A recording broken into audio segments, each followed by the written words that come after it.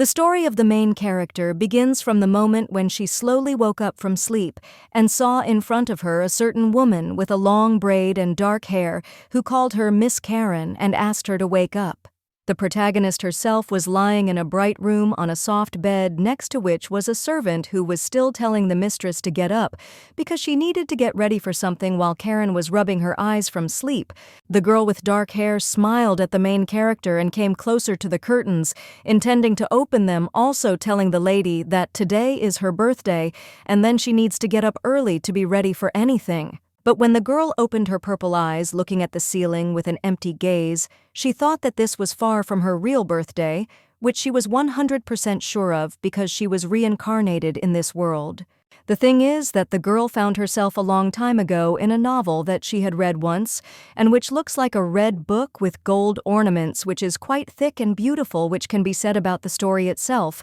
And now she seems to be lying not on the bed being in her room, but to be on one of the pages of an open red curtain where she is with the servants. But she feels that everything around her is as if lifeless, but created thanks to the novel. In this story, Karen is already 117 years old when she came into this world as a very little girl with red hair and in a cute suit, remembering that the novel itself tells a love story incredibly banal and boring. And according to the story, Karen, who dreams of real feelings and true love, does not accept the love of her fiancé, which is why he remains in the background when the red-haired lady herself is looking for her one and only chosen one for life. But her life was not the sweetest, because soon, according to the plot, she ends up with the evil and arrogant daughter of an aristocrat who has not only blonde hair but also scary eyes with which she looks down on everyone. Then Karen with red hair suffers humiliation from such a lady for a very long time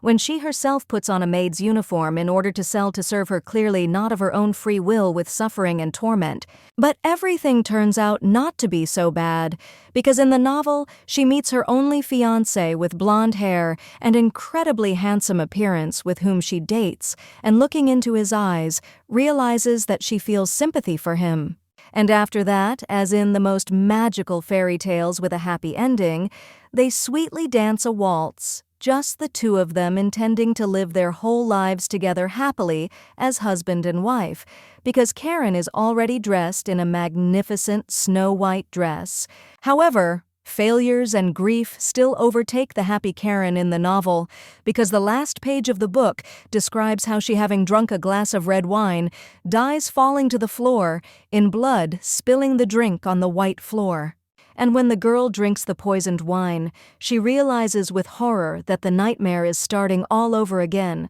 because a year ago the heroine woke up under a tree when it was raining heavily, and she, with horror on her face, touches her neck, because there was a noose on it. At that moment, she again overcame her fears to reunite with her fair-haired fiancé, which is why she hugged him tightly, but she did not suspect that the mosquito would not end, but would continue and continue. The lady with red hair and a sad face, realizing that the same end awaited her in all her lives, realized that no matter what she chose, the end would still be terrible, where she would die a terrible death. She remembers falling from the window, which caused all the maids in the castle to look at her with horror and stretch out their hands to her, intending to save her. But this will no longer help the protagonist, because her fate is to die in a terrible way after all this. She also remembers how one of her lives ended not as an accident, but because of an unknown person who showed her the bloody blade of his dagger when she herself looked at it with empty eyes, already in a bloody dress.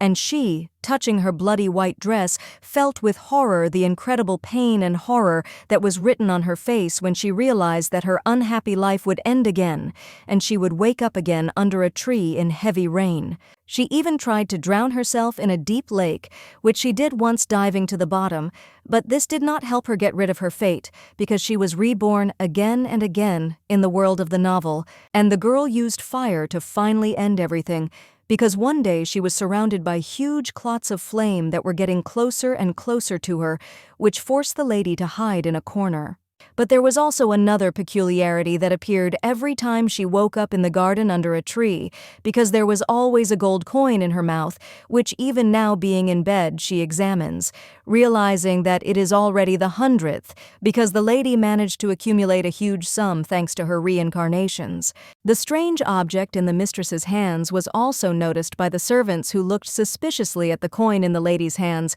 and asked what it was holding something of her own in her hands. Having told the hotel worker that it was just a good luck charm in the form of a coin, she fell silent while the servant was near her and doing her own thing, telling her that she just loved to tell fortunes with a coin, and even offered to do so to her. After telling the lady that if the coin landed on heads, she would have a happy life, and if not, not so much, the servant told Karen to toss a coin, and the heroine did so, causing the gold object to spin in the air. The coin fell into the red-haired girl's palm, causing both of them to stare at the coin to see which side it landed on and what it would reveal about the protagonist's fate. As it turned out, she did not get heads, which meant that this time the girl would suffer all her life. But when the servant told her that everything was completely wrong, she was already looking at her reflection in the water when she held a wash saucer in front of her. And the next moment, the lady was sitting quietly on a chair while the maid was combing her hair. She was listening to her story about how she would soon be engaged to Doolin,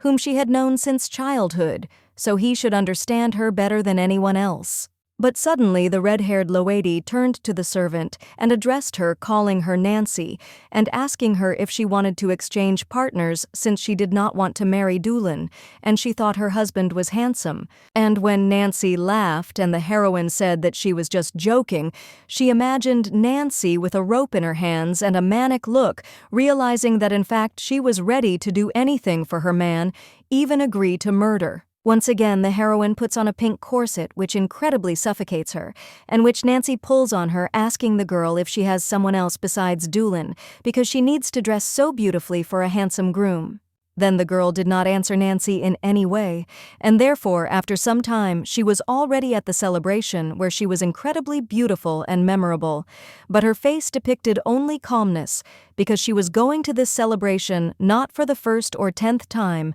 and while all the aristocrats were looking at her with admiration, gossiping about her behind them, the heroine already saw that very groom named Doolin, who was holding a bacchus in his hand, and was waiting for her at that time. Approaching a not very pleasant-looking man, the lady asked Doolin if he had been caught in the rain on his way here because his appearance, to put it mildly, was very strange. And when the kelpie dripped from him, he would just sigh tiredly and tell the lady that if she were to be his wife, she should already be submissive and not tell him anything that might upset him, but that didn't stop Karen. Noticing that she was again in a familiar place, hearing the same melodies, seeing the same people for the 100th time, the heroine devastatedly raised her head up and said that she felt like she was in hell, from which she could not escape. And when Doolin said like passerby, "This is their destiny," the girl looked at him with her empty eyes and asked what he just said, but the guy meant that they were destined to be together no matter what.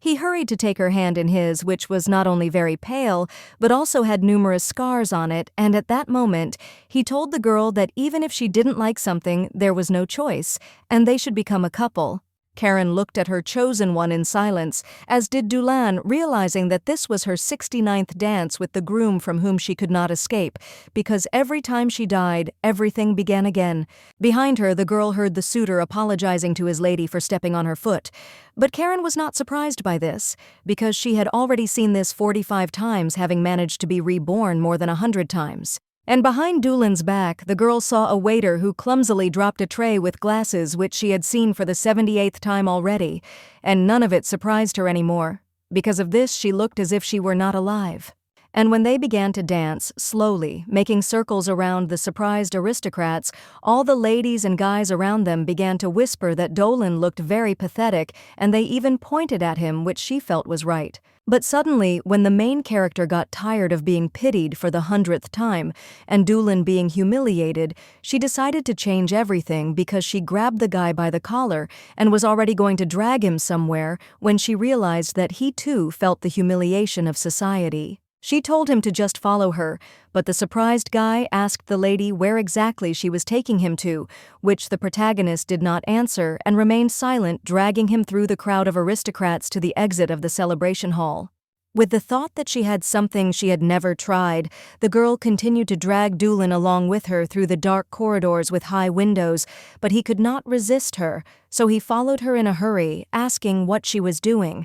The lady understood that only she remembered what was happening in the world, and therefore she did not need to worry about others, and it was with these thoughts that she led Doolin to a dark room with the doors slightly open, telling the guy that if they were engaged, she could do whatever she wanted with him. Having laid Doolin on the bed, which was in the mysterious room, the girl already wanted to try with him, something she had never done before, but at that time, the brunette was leaving, who looked at the girl in amazement and asked her what she wanted. The mad lady looked at Doolin with both joy and madness, saying that she just wanted to try something new for herself, and then she ordered him to take off his clothes. And sometime after the protagonist achieved what she wanted, the girl in complete silence was tidying herself up because Doolin was adjusting his black clothes, and the heroine was looking at herself in the mirror and adjusting her hair. He turned to her shyly and with a bit of disdain and said that it was all just her desire and initiative, so he didn't want to have a lot of problems later, but this didn't surprise Karen either. Karen only hurried to take his arm and ordered him to lead her into the hall because they still had 3 dances to dance, and Doolin in response only sighed with fatigue, realizing that not everything was over yet. And as soon as they were back in the center of the hall, they both again heard gossip from the ladies and aristocrats around them, who were whispering that if it weren't for Doolin's inheritance, Karen wouldn't have had to marry him. But the lady was surprised that this time Doolin behaved quite calmly and balanced, although this is very unlike him, because thanks to hundreds of lives, she knows that Doolin is a very vulnerable and touchy person who does not tolerate insults and gossip. Even when they both began to dance slowly, the rumors and whispers did not stop because other guests of the celebration were watching them, laughing more at Doolin, asking each other what he had been taught all this time. And it was clear from Doolin's face that he was not happy to hear bad words about himself, and listened to open humiliation which surprised her, not understanding whether he was going to continue to endure all this.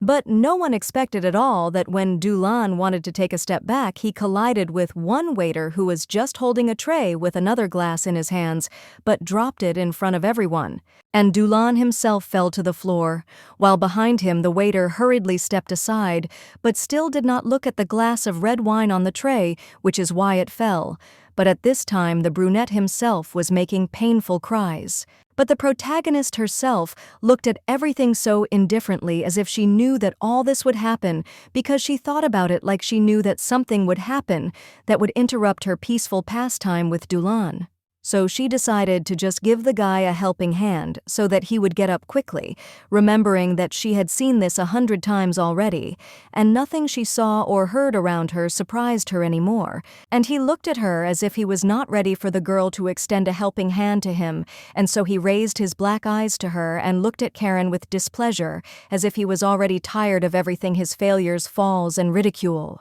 But the main character herself did not show him her true emotions, because she did not want to laugh at him like all the people around her, but on the contrary, she looked at him with understanding and calmness, waiting for the moment when he would accept her help. Absolutely all the guests of the party looked at them and laughed at them, but this did not stop the main character, who still intended to help her fiancé, extending her hand to him when all the aristocrats laughed just because of this. In her head, the lady was already imagining how after some time Doolin would pour wine on the head of the very servant who had caused him to fall, which, according to the story, the heroine would be very surprised by, but she would still not refuse him. Without using the girl's hand to get up, Doolin hurried to his feet himself, looked menacingly at the waiter who turned out to be the culprit, and ordered him to get lost, to which the waiter responded with fear, saying that he would immediately carry out his order. And to the surprise of the main character herself, who looked at all the events with amazement,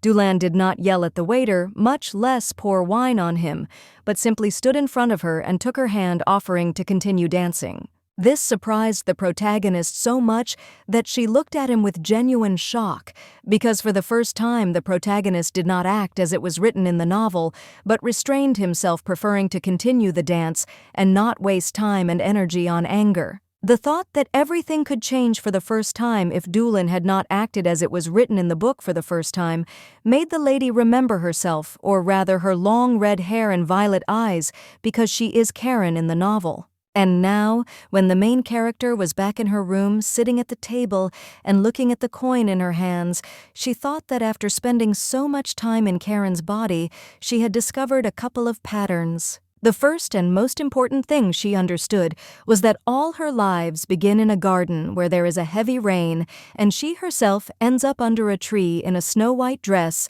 and with a rope around her neck, as well as with a coin in her mouth. She also noticed that she was unable to live in the world of the novel for at least 1 year, because she died finding herself in a grove with white flowers, after which everything returned to the beginning, and she again found herself under a tree with a coin loop. Holding in her hands the gold coin that she was examining, she realized that each time it was not just a shiny thing because the coin had an individual never-repeating number. The lady with red hair tossed a coin up with an indifferent face and asked herself in front of the mirror if she would ever be able to break the system and stop everything, or if she was doomed to live like this, dying painfully and finding herself under a tree again. She remembers how in one of her lives she tried to eat so often and so well that when there were many dishes on the table in front of her, Karen still ate them all in order to change her life, but this did not affect anything. Also, the girl in one of her lives was involved in charity work, having run away from home with the intention of never having any contact with those she had been surrounded by in the past.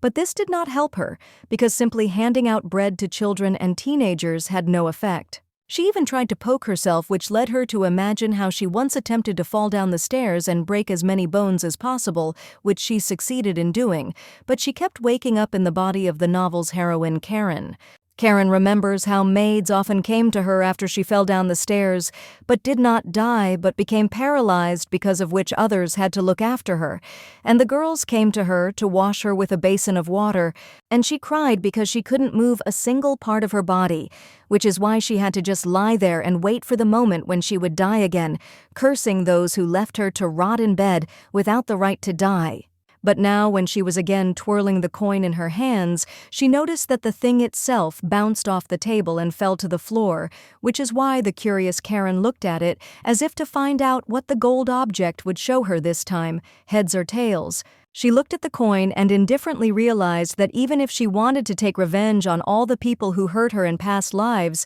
it would be pointless, because only she had the ability to be reborn, and all the others did not remember anything that she had in her memory. Remembering the pages of the novel on which she wrote the lives of all the characters, the lady realized that even if she did not take revenge, but wanted to ask people for help, nothing good would come of it, and she thought so because of her past. She remembers how in her 48th life she was covered in blood and begged Doolin to help her. He turned away from her and replied that he would not bandage her even if she was covered in blood. Before that, he had talked to her about the engagement and refused to treat her. After that, she spent a whole year in bed when a certain blonde man came to her and somehow took care of her, wiping her face from sweat with a rag because Karen was very ill and only wanted to die. And in her 58th life, she met a blonde of noble birth named Isela, who was her rival, who shouted at her and asked how she could take away a man named Raymond from her. Then she was in the role of a maid, bowing to her mistress,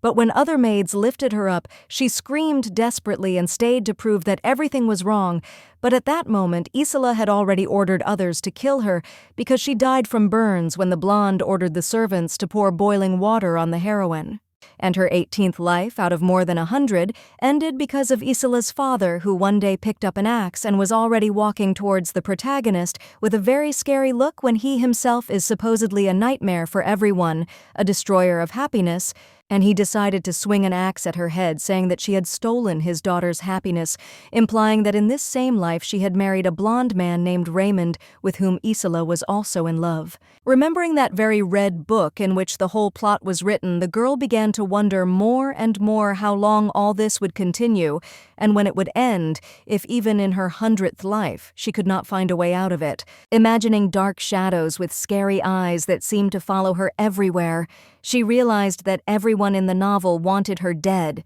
and was doing everything to achieve this, which each time seemed true to the protagonist. And she herself found herself alone in this dark world where there is only her and no one will help her, because of which she now does not know how to act correctly and what to achieve if each of her lives lasts only a year and ends differently, but terribly. That's why this time she decided to toss her gold coin, which caused it to spin quickly in the air, while the main character hoped for the best, although she did not believe that something better was in store for her than another painful death. But what happened next surprised her very much, which is why she even hurried to bend down to the coin that fell on the floor to take a better look at it with unusual emotions. Imagining all those people who killed her painfully and cruelly, she realized that although they did not remember what they did to her in her past life, she understood perfectly well that she was very angry with them, and therefore even wanted revenge, although she knew that it was useless. And when she realized that even though she would have to take revenge on an unusually large number of people, she knew that she had an endless amount of time to do it, she noticed that the coin did not fall on one side, but stood on its edge. She looked at this miracle curiously, and quite calmly asking herself in her head why she had not thought about revenge before, because this could be at least the only purpose of her existence, if she had fallen into an endless loop of lives. Picking up the coin in her hands and continuing to examine it, the girl with bright red hair and purple eyes realized that she had just wanted to do something bad in one of her lives, and revenge was perfect for that. And remember that she always remembered herself next to Raymond being happy in a wedding dress, and with a smile on her face when they danced together, she realized that all this time she had hoped for love which was supposed to change the world, but now she was disappointed. Now when she decided to squeeze the red rosebud with all her might as if it were she mutilated by everyone but still beautiful, she realized for herself that it is not love that changes people, but death and all the most terrible things. And so, smiling slyly to herself, the red-haired lady realized that now she would not be a naive lady who would seek peace and goodness with love, but would be a real killer who would take revenge on everyone. And while the girl was already preparing to become better, strange events were happening on the border of the heir estates, which are her estates, because several people were looking at the fallen horse which broke its knee and understood that it would not get up again and would not be able to do the work. And the blonde's father, Verdict, looked at the injured horse and was not happy about the problem, calling the animal a real nasty thing, wondering what to do if there were problems with transport. Knocking on the window of the Crete, he ordered his daughter to get out of the carriages, which after a while caused a curious blonde with blue eyes named Isela to look at him, asking the couple what had happened. And when her father held her hand so that his daughter could safely descend from the carriage to the ground, he told her that from this place she would have to go on foot, which surprised and indignantly surprised the blonde, asking if this was true. After a while, the father and daughter were already walking along a forest path, when the man held his child by the arm and told them that the soil here was very fertile, but Isela didn't like this either. She could barely walk, and said that she wouldn't come here again because her heels made it difficult for her to walk on the soft ground. But when the couple saw houses surrounded by trees in the distance, Isela's father told his daughter that since the land here was excellent, they could harvest a great crop and make money from it, and there were few people here, and the costs for improvement were low. Holding his daughter's hand, the blonde man told the lady that if he got these lands, he would let her manage them, which would be a good lesson for her before the wedding, and a good experience.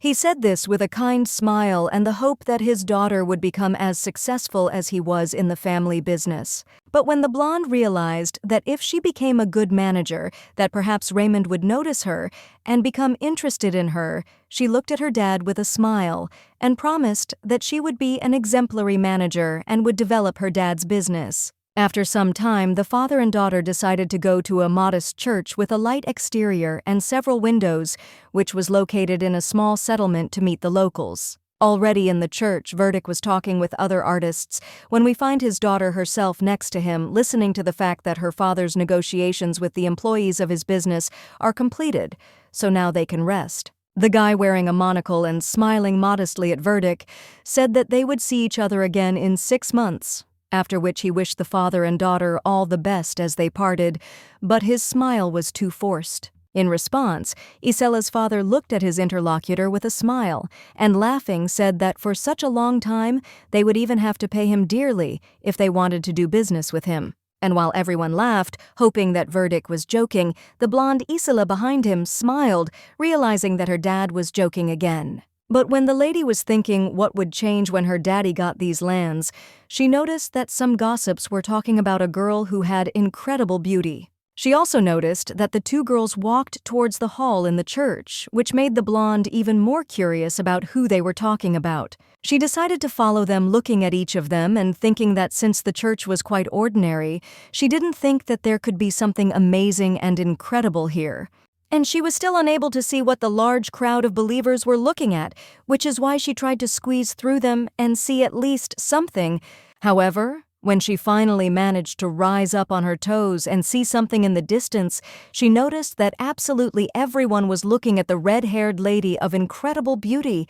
who was sitting in the empty church, surprising everyone with this. She listened to the priest's sermon with her eyes closed, while her hair literally shone in the sun and turned into a precious red stone, which amazed and delighted all the ministers in the church. And only when others called her, she turned her head towards Isela, which amazed everyone around her even more, and everyone affectionately called her a lady, while the blonde understood that she was like an angel who had descended from heaven. The sweet lady with red hair looked at her friend, who smiled at her and told her something exciting, while the blonde remembered that the lady with the purple gali herself was the daughter of Lord Hare, and she had heard about her before. Taking a closer look at her clothes, Isela suddenly realized that she was not eager to wear expensive outfits and dresses because the heroine had ordinary, even worn-out clothes as if she was from a village. Also, noticing that Karen's main adornment is her wonderful, sincere smile and not the countless amount of jewelry on her neck and wrists, and because of this, Isela begins to sincerely hate her. That is why she began to look at her with disdain and hostility, and even felt envy towards her because she, having a lot of jewelry and an expensive dress, does not receive attention while the red-haired lady enjoys it to the fullest. When everything around her seemed to darken from her incredible anger, the blonde realized that it was Karen who would become her main enemy, whom she would try to destroy, just so she would no longer see how people were interested in her and admired her like a beauty queen. At that very moment, the priest told all the believers in time that they should be pure, like white doves that fly peacefully in the sky, and do not harm anyone. But Isela already had her own plans for Karen. He continued to say that all sinners would definitely go to hell, and this awaited absolutely everyone who had committed bad deeds in one way or another, and the red-haired woman at home listened to the priest's words in silence with her eyes closed. After some time, he announced to everyone that the service was over and everyone could go free, which is why all the believers present began to gather their things and leave the hall, but not Karen, who was still sitting in place. She smiled unnoticed by anyone whispering that God had not heard her prayer, even though she prayed to him every night and day, intending to free herself from endless suffering, and that was why she was disappointed in him. But as soon as she said this, Dulan suddenly appeared in front of her, grabbed her by the shoulder, and whispered to her angrily that she should not desecrate the sacrament of the prayer service which she was currently attending with her heresy. However, she merely waved her hand in front of Dulan's face, causing him to step aside, and remembering that the fact that he himself stood at the pulpit of this church was already sufficient desecration. Suddenly, she noticed a blonde named Isela in front of her who smiled at Karen and said that she hoped that they would get along because she lived here and she was going to build a business on these same lands. Dulan was not happy about the appearance of a certain lady and therefore began to ask Karen who it was, and the red-haired lady calmly answered Isela that it was her fiancé and also pointed at the black-haired church minister with her hand. In response, the blonde with a luxurious dress and jewelry on her neck smiled, putting her hand to her cheek, and told Karen that she heard that she was getting married, but she didn't think that she would choose Doolin as her groom. And in her words, there was actually a dark odest, because people looked at Karen with a smile and pretended to communicate with her. In fact, they thought that she was a real, pathetic creature if she chose such a poor man as a groom to live here. She even told Karen that they were right for each other, and if not, she was sure that they would still be happy, which surprised Doolin even more, looking at the blonde with stunned eyes, when the protagonist herself calmly responded to Isela with gratitude. Noticing the shiny white dress that Isela wore to the simple church, Karen began to smile and think that this was the 100th time she had met her, and each time the fashionista chose only the most lush and elaborate outfits. At this moment, the lady came to life, looked at her interlocutor in surprise, and asked her why she suddenly said that she seemed to like one of her decorations on her neck, if she was looking at it like that. At that moment, a bell seemed to ring around her with new ideas regarding revenge, which made her look at the train of her rival's dress with an even bigger grin, realizing that she had not changed a bit, but remained the same as in her past lives. But the blonde noticed that the red-haired lady could not take her eyes off her dress, and especially the necklace on her neck. She laughed, telling that such a precious thing was given to her by her own fiancé, as if ridiculing her and Doolin. In response, the heroine only grabbed Doolin by the arms and smiled at her rival, saying that it was very sweet, while Doolin was even more indignant about what had happened, telling his bride that these were all worldly goods and there was no need to be jealous about it, but Karen had no plans to do that. And all because the protagonist already had a great desire to hang Isela on her own beautiful necklace, thereby depriving her of life with the help of her own things, which she so arrogantly tries to brag about in front of her. That is why she smiled terribly and ominously, looking at Isela's necklace with a thirst to quickly fulfill all her terrible desires and take her first revenge, which Isela does not even suspect, thinking that Karen is simply jealous of her. She imagined herself looking at the dead Isela and talking to her with a smile, but it was all her necklace's fault, with which she tried to elevate herself among others, and that's why the lady with purple eyes was laughing at her now. Isela squeezed her palms so hard in her imagination that the blue fabric with which she strangled Isela became more and more taut, depriving the blonde of life while Karen talked, who was only enjoying her revenge. And also, so that the girl would not be upset because her beloved could disappear.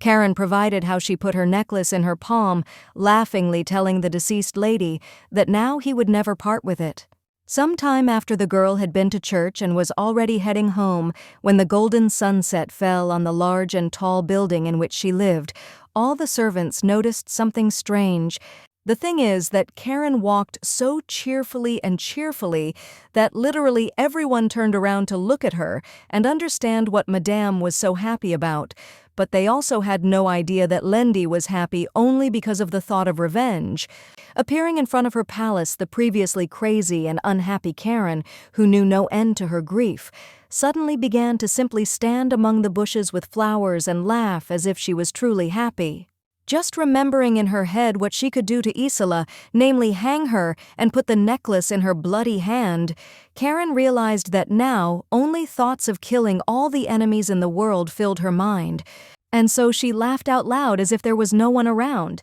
because now Karen does not intend to tolerate bullying and will do everything to take revenge and feel the sweet taste of revenge. The next day, blonde Isela still couldn't find her favorite necklace in the Hare family palace, which is why she opened all the drawers and looked at all the furniture, frantically trying to find it, because it is her favorite thing, which she is ready to boast about for the rest of her life. Even in her nightgown, the blonde had already begun to look for it all over the room and was getting even more angry, realizing that she had put it on yesterday in church, and now she couldn't find it even after searching all the cracks and dressers in the bedroom. At that moment, the servant, Nancy, decided to enter her room, holding a glass container with clean water for her morning wash. But when she politely greeted her mistress, she had no idea what a bad mood she had been in since the morning. Standing next to the large bed in which the girl slept, the blonde fell silent, and the first thing she did after a while was ask the servant how exactly she got here yesterday,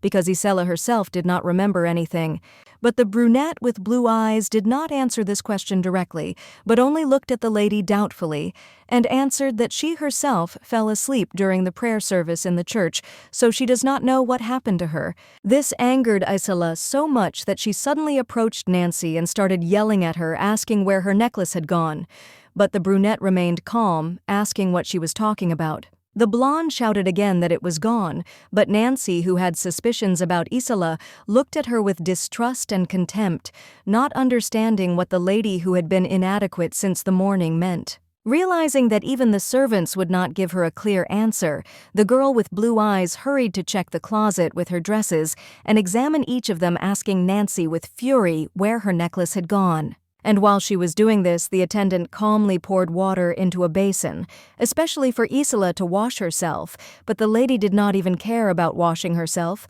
because she was thinking only about the necklace that she hoped to find in the closet. Isela intended to find her favorite decoration at any cost, but when the brunette said with a sly smile that if it wasn't in the closet, then she couldn't help, but this hurt Isela more. After Isela ordered the servant to turn around and explain her words, Nancy did so, saying that she should now be primping and washing herself because breakfast was already waiting for her and not searching for something. Thinking that the servant was being rude to her, the blonde immediately came closer to her in order to hit her on the cheek with all her might, which caused the brunette with the braid to even move away from her a couple of steps. The blow caused the lady to fall to the floor, but Isela did not even plan to help her, but only shouted at her, asking if she had stolen her necklace, since she was behaving, in her opinion, so impudently and ill-mannered. Her screams seemed to be heard even in the street, because the young girl with golden hair was screaming at the dryad and ordering her to immediately find the necklace that was missing from her,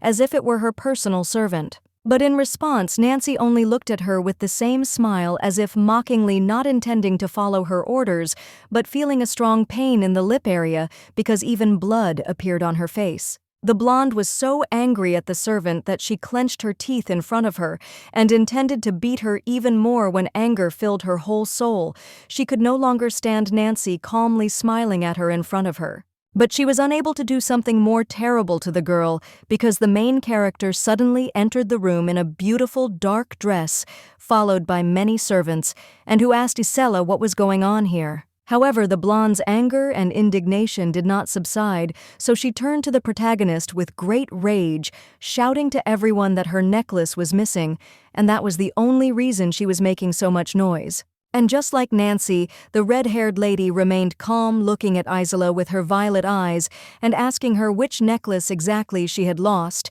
which looked a little suspicious and feigned. Even clenching her hands into fists in indignation, the blonde began to mutter through her teeth that she couldn't find anywhere that very necklace that she had on her just yesterday and that she carried with her everywhere. Also looking at Nancy, who at that time stood up on her feet and held her wound with her hands, Isela told Karen that the servants were also behaving quite suspiciously, and that was why she no longer trusted them. And Isela was very surprised that Nancy, who had previously been smiling and steadfast with her, became more gentle and affectionate at the sight of the red-haired lady, lowering her eyes into them and telling the protagonist that it was not she who stole the necklace and that she did not even know what it looked like. That's why the blonde hesitated with such shock and astonishment, as if she had previously had no idea that Nancy was not a simple maid, but Karen's personal servant, and now she was speaking to her so respectfully.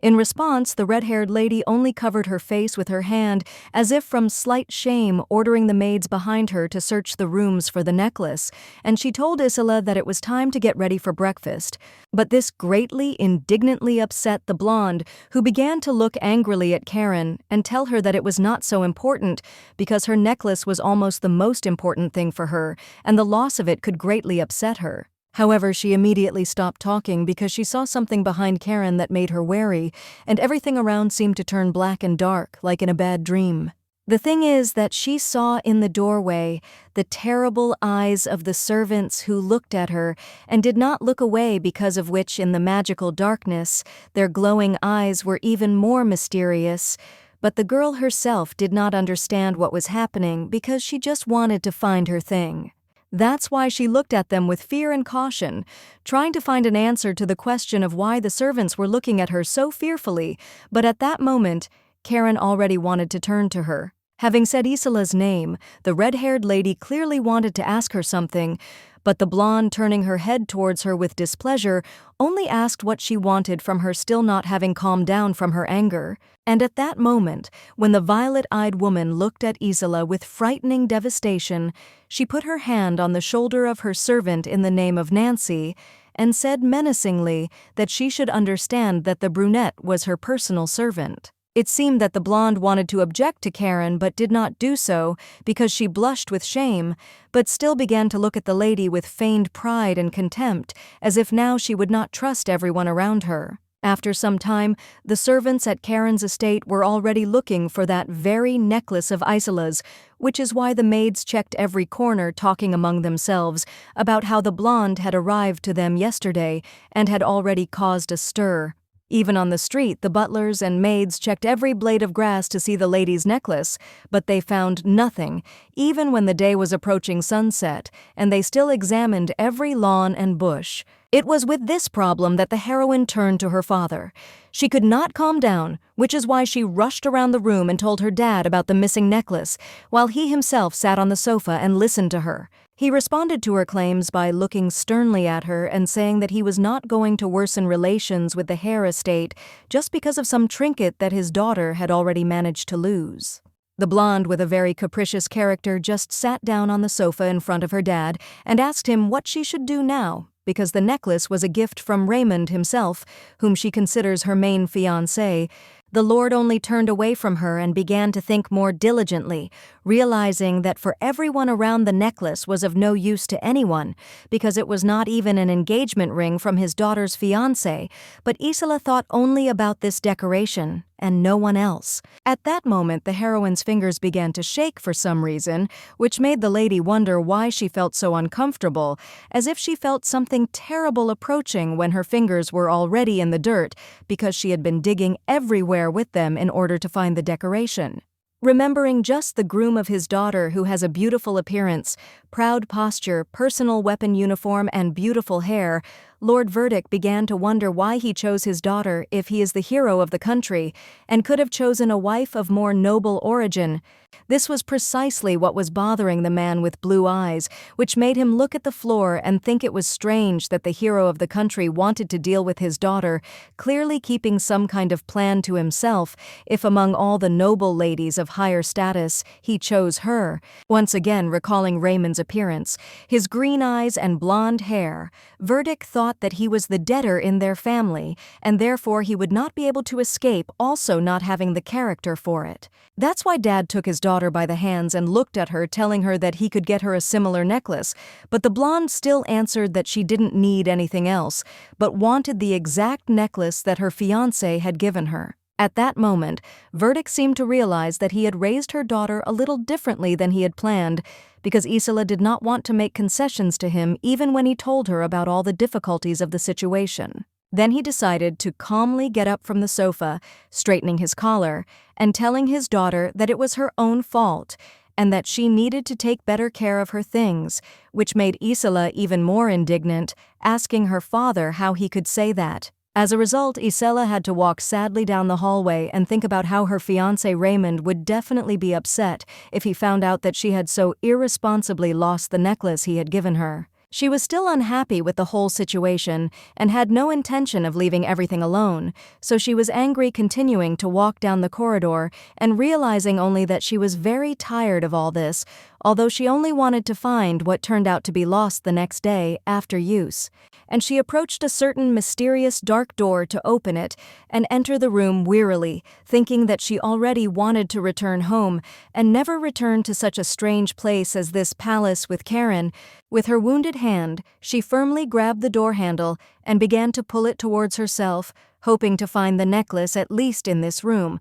But she had no idea what a surprise awaited her in the bedroom. The thing is that the weak light from the corridor first fell on the floor, which turned out to be completely bloody. There were such large pools of blood on it, as if a person had been killed in such a terrible and dark place. And the heroine noticed something in the depths of the room that shocked her, suddenly froze in place, trying to make out in the darkness what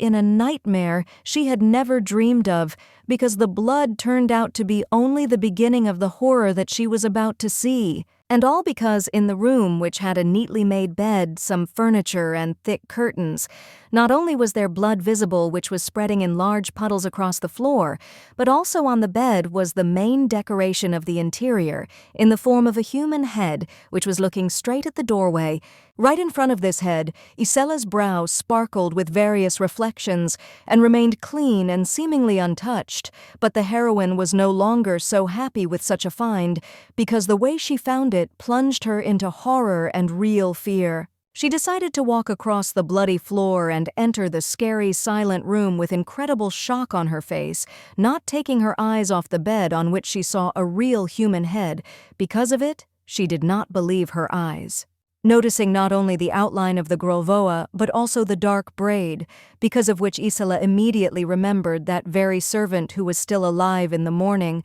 and smiling at her she realized that under it lay her precious necklace, which she intended to find at the cost of everything. Out of fear she moved away from the bed, talking to the head as if it were a living person, and trying to find out from it what it was doing here, but out of horror Isela herself felt how beads of sweat quickly flowed down her face, her legs themselves forcing her to retreat back from the bed, her light expensive dress more and more covered in blood, while the girl was overcome with real fear and the realization that she was not even in a dream, but in reality, which she regretted to some extent. Slamming the door behind her with all her might, she began to run as fast as she could, holding the train of her dress in her hands and trying to find an answer to the question of when everything took such a turn, also greedily inhaling and exhaling air as she ran. She began to cry from the nightmarish situation and did not understand why everything turned out this way, because earlier she had only given that same servant a light slap in the face,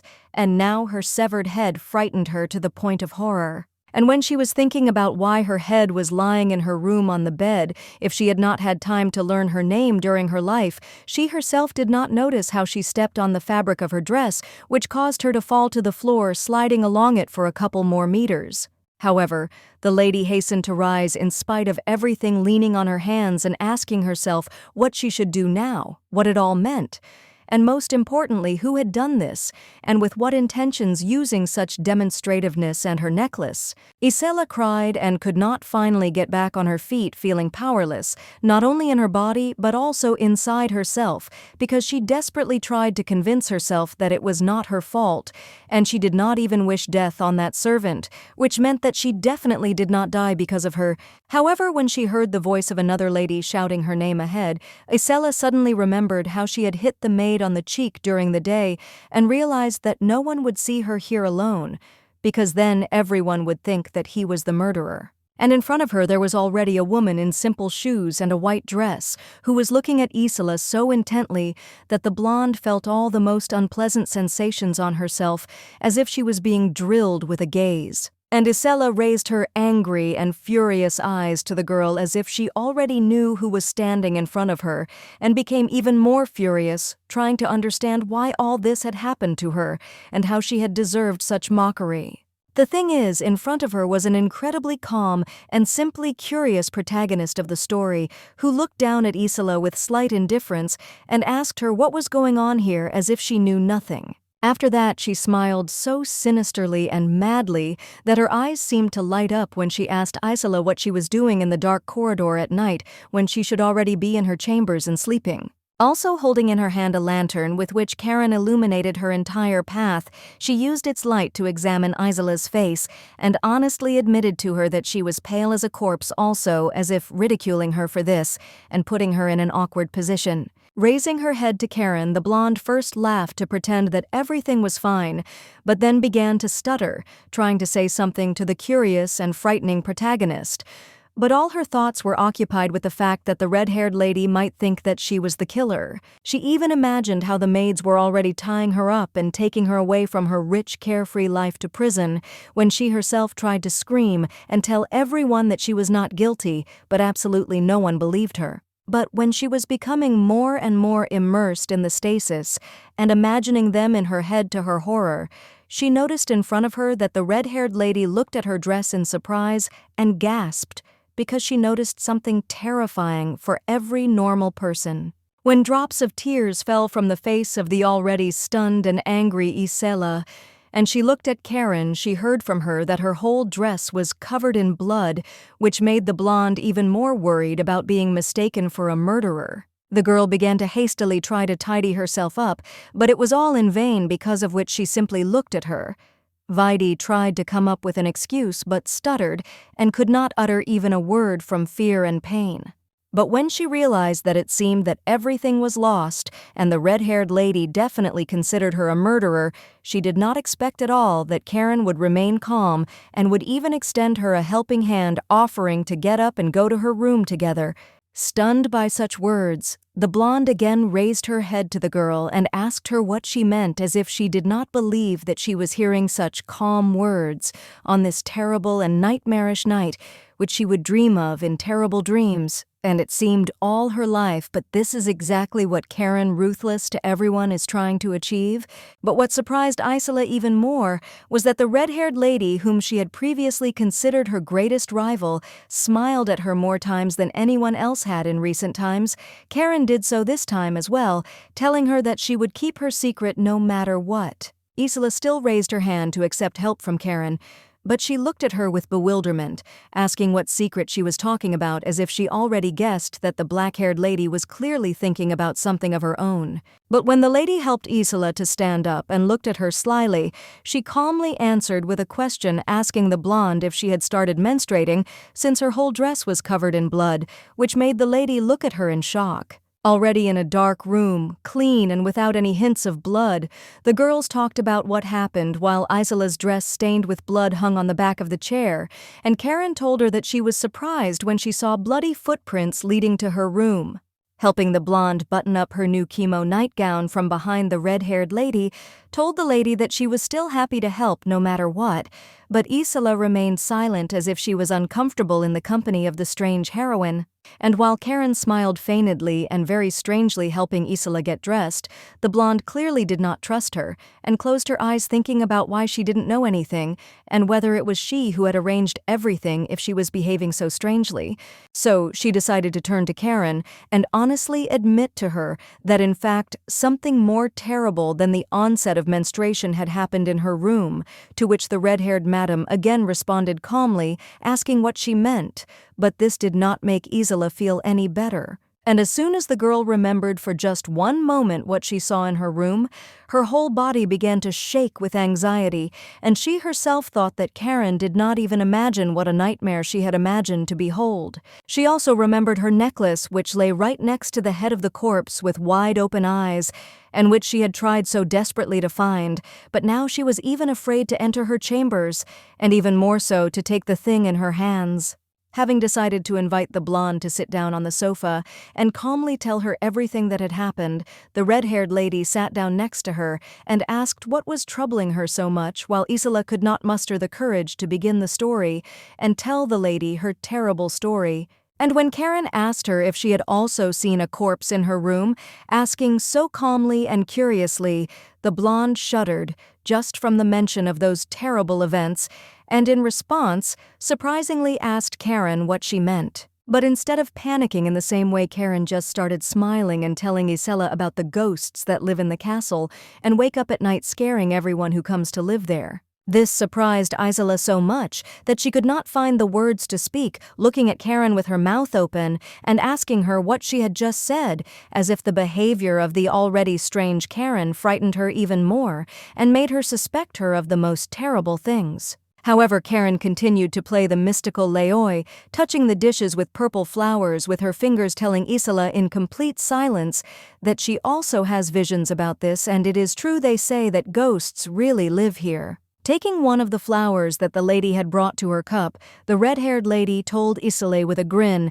that this was a common occurrence, and that over time she would get used to it as if a severed head and a bloody floor were the order of things. Karen slowly poured boiling water into the cup with the flower, while the blonde continued to doubt everything and think harder and more anxiously about what had happened, but still decided to hesitantly ask the lady about the visions she had spoken about earlier, and she still decided to believe the main character, counting everything she saw in her room as visions, which is why she raised her chin high and convinced herself that she simply had a nightmare due to extreme fatigue and stress in a new place. Only after that did she smile sweetly, asking the main character if she could take her to the room, because she would be a little scared to go back to where she had seen something terrible and almost real. And to this, the protagonist responded that she would do it with pleasure, also smiling at Isela in response. But the blonde did not suspect that behind this grin were hidden the personal motives of the crazy lady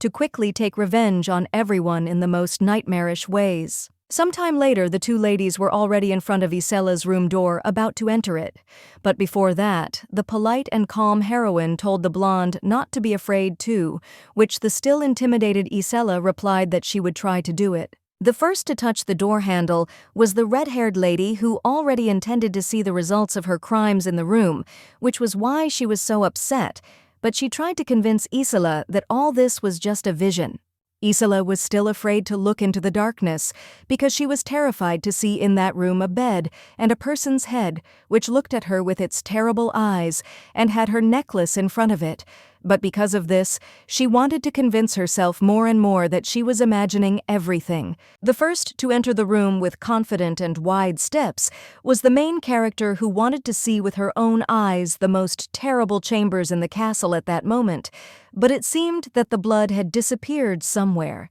Entering Isela's room, the two girls truly saw that there was nothing in the chambers. The bed was made, the carpet and the entire floor were perfectly washed, and there was nothing extra on the chairs, while on the bed a simple cap was visible, next to which something was clearly shining, and Isela's necklace, which she had been so afraid to take earlier, was shining next to him, and now she saw it only next to the headdress, which she clearly saw in the darkness as a severed head, which is why Isela felt relieved. Isela entered the room and began to look around with joy in her soul and with slight shock, surprised by everything around her, and calming down, realizing that everything was fine. Even her favorite necklace was lying on the bed in a cap. Exhaling a sigh of happiness and calm, Isela smiled and closed her eyes, telling the main character that what happened to her was very strange, but she was glad that everything ended up being expensive, and also thanked her for walking her to her room.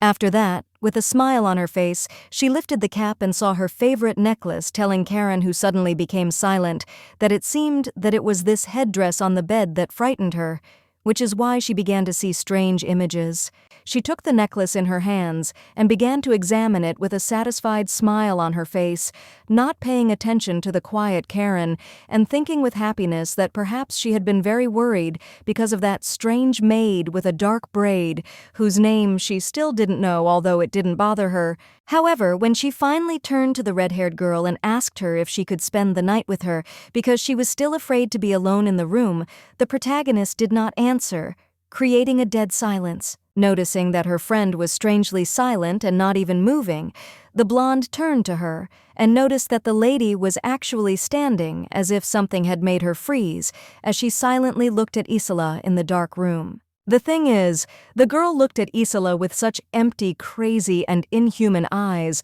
that it would have scared anyone of death, because on her face one could read the surprise that drove her crazy, which she never experienced again. Isela froze in the same way, out of animal fear, not even understanding what had happened to Karen and what was on her mind, because only because of her deep silence and gaze, everything around was filled with an ominous aura that did not bode well. But Isela decided not to hesitate and not to panic, and then she went up to Karen in order to grab her tightly by the arm and start shaking her, trying to call her by name and understand if she was feeling ill and if the ghost she had talked about earlier had accidentally entered her. Only after this did Karen suddenly come to her senses and began to smile again, calmly telling Isela that everything was fine and that she was just thinking about something also saying that tomorrow she would clean everything up here. But this made Isela even more suspicious. The wild smile and stunned eyes from the intense shock still remained on her face,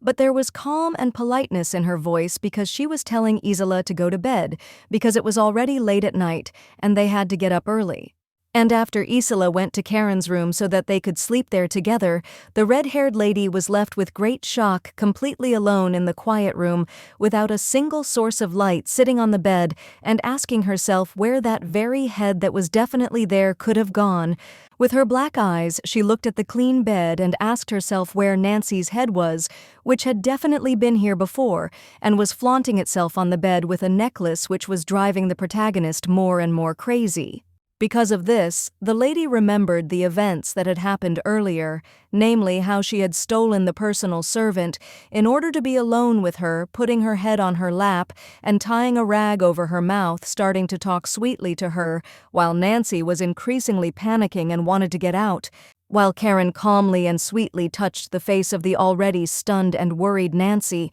she told her how glad she was that she had taken the sleeping pill without thinking, thanks to which she found herself in her captivity. But on the main character's face there was only a manic smile with which she looked her victim in the eyes, and honestly told him that since today was Sunday and she had a day off, no one would notice that she was missing. With her head slightly tilted towards Nancy, who was still unable to speak, tied up and stunned by what had happened, Karen hummed various melodies with her eyes closed, and sometimes admired her personal servant, the first victim. Hugging her head so tightly that Nancy was afraid of suffocating, the protagonist told her with a smile that she had never killed anyone for 100 years, so she would not spare her, but still asked if she wanted to die quickly and painlessly. Also, after the smiling and crazy girl confessed in a scary voice that he had died many times already, Nancy could not stand it and twitched, trying to say something, which is why the red-haired killer held her tighter, asking what she didn't like. Deciding to give in, the red-haired lady suddenly released Nancy from her murderous embrace,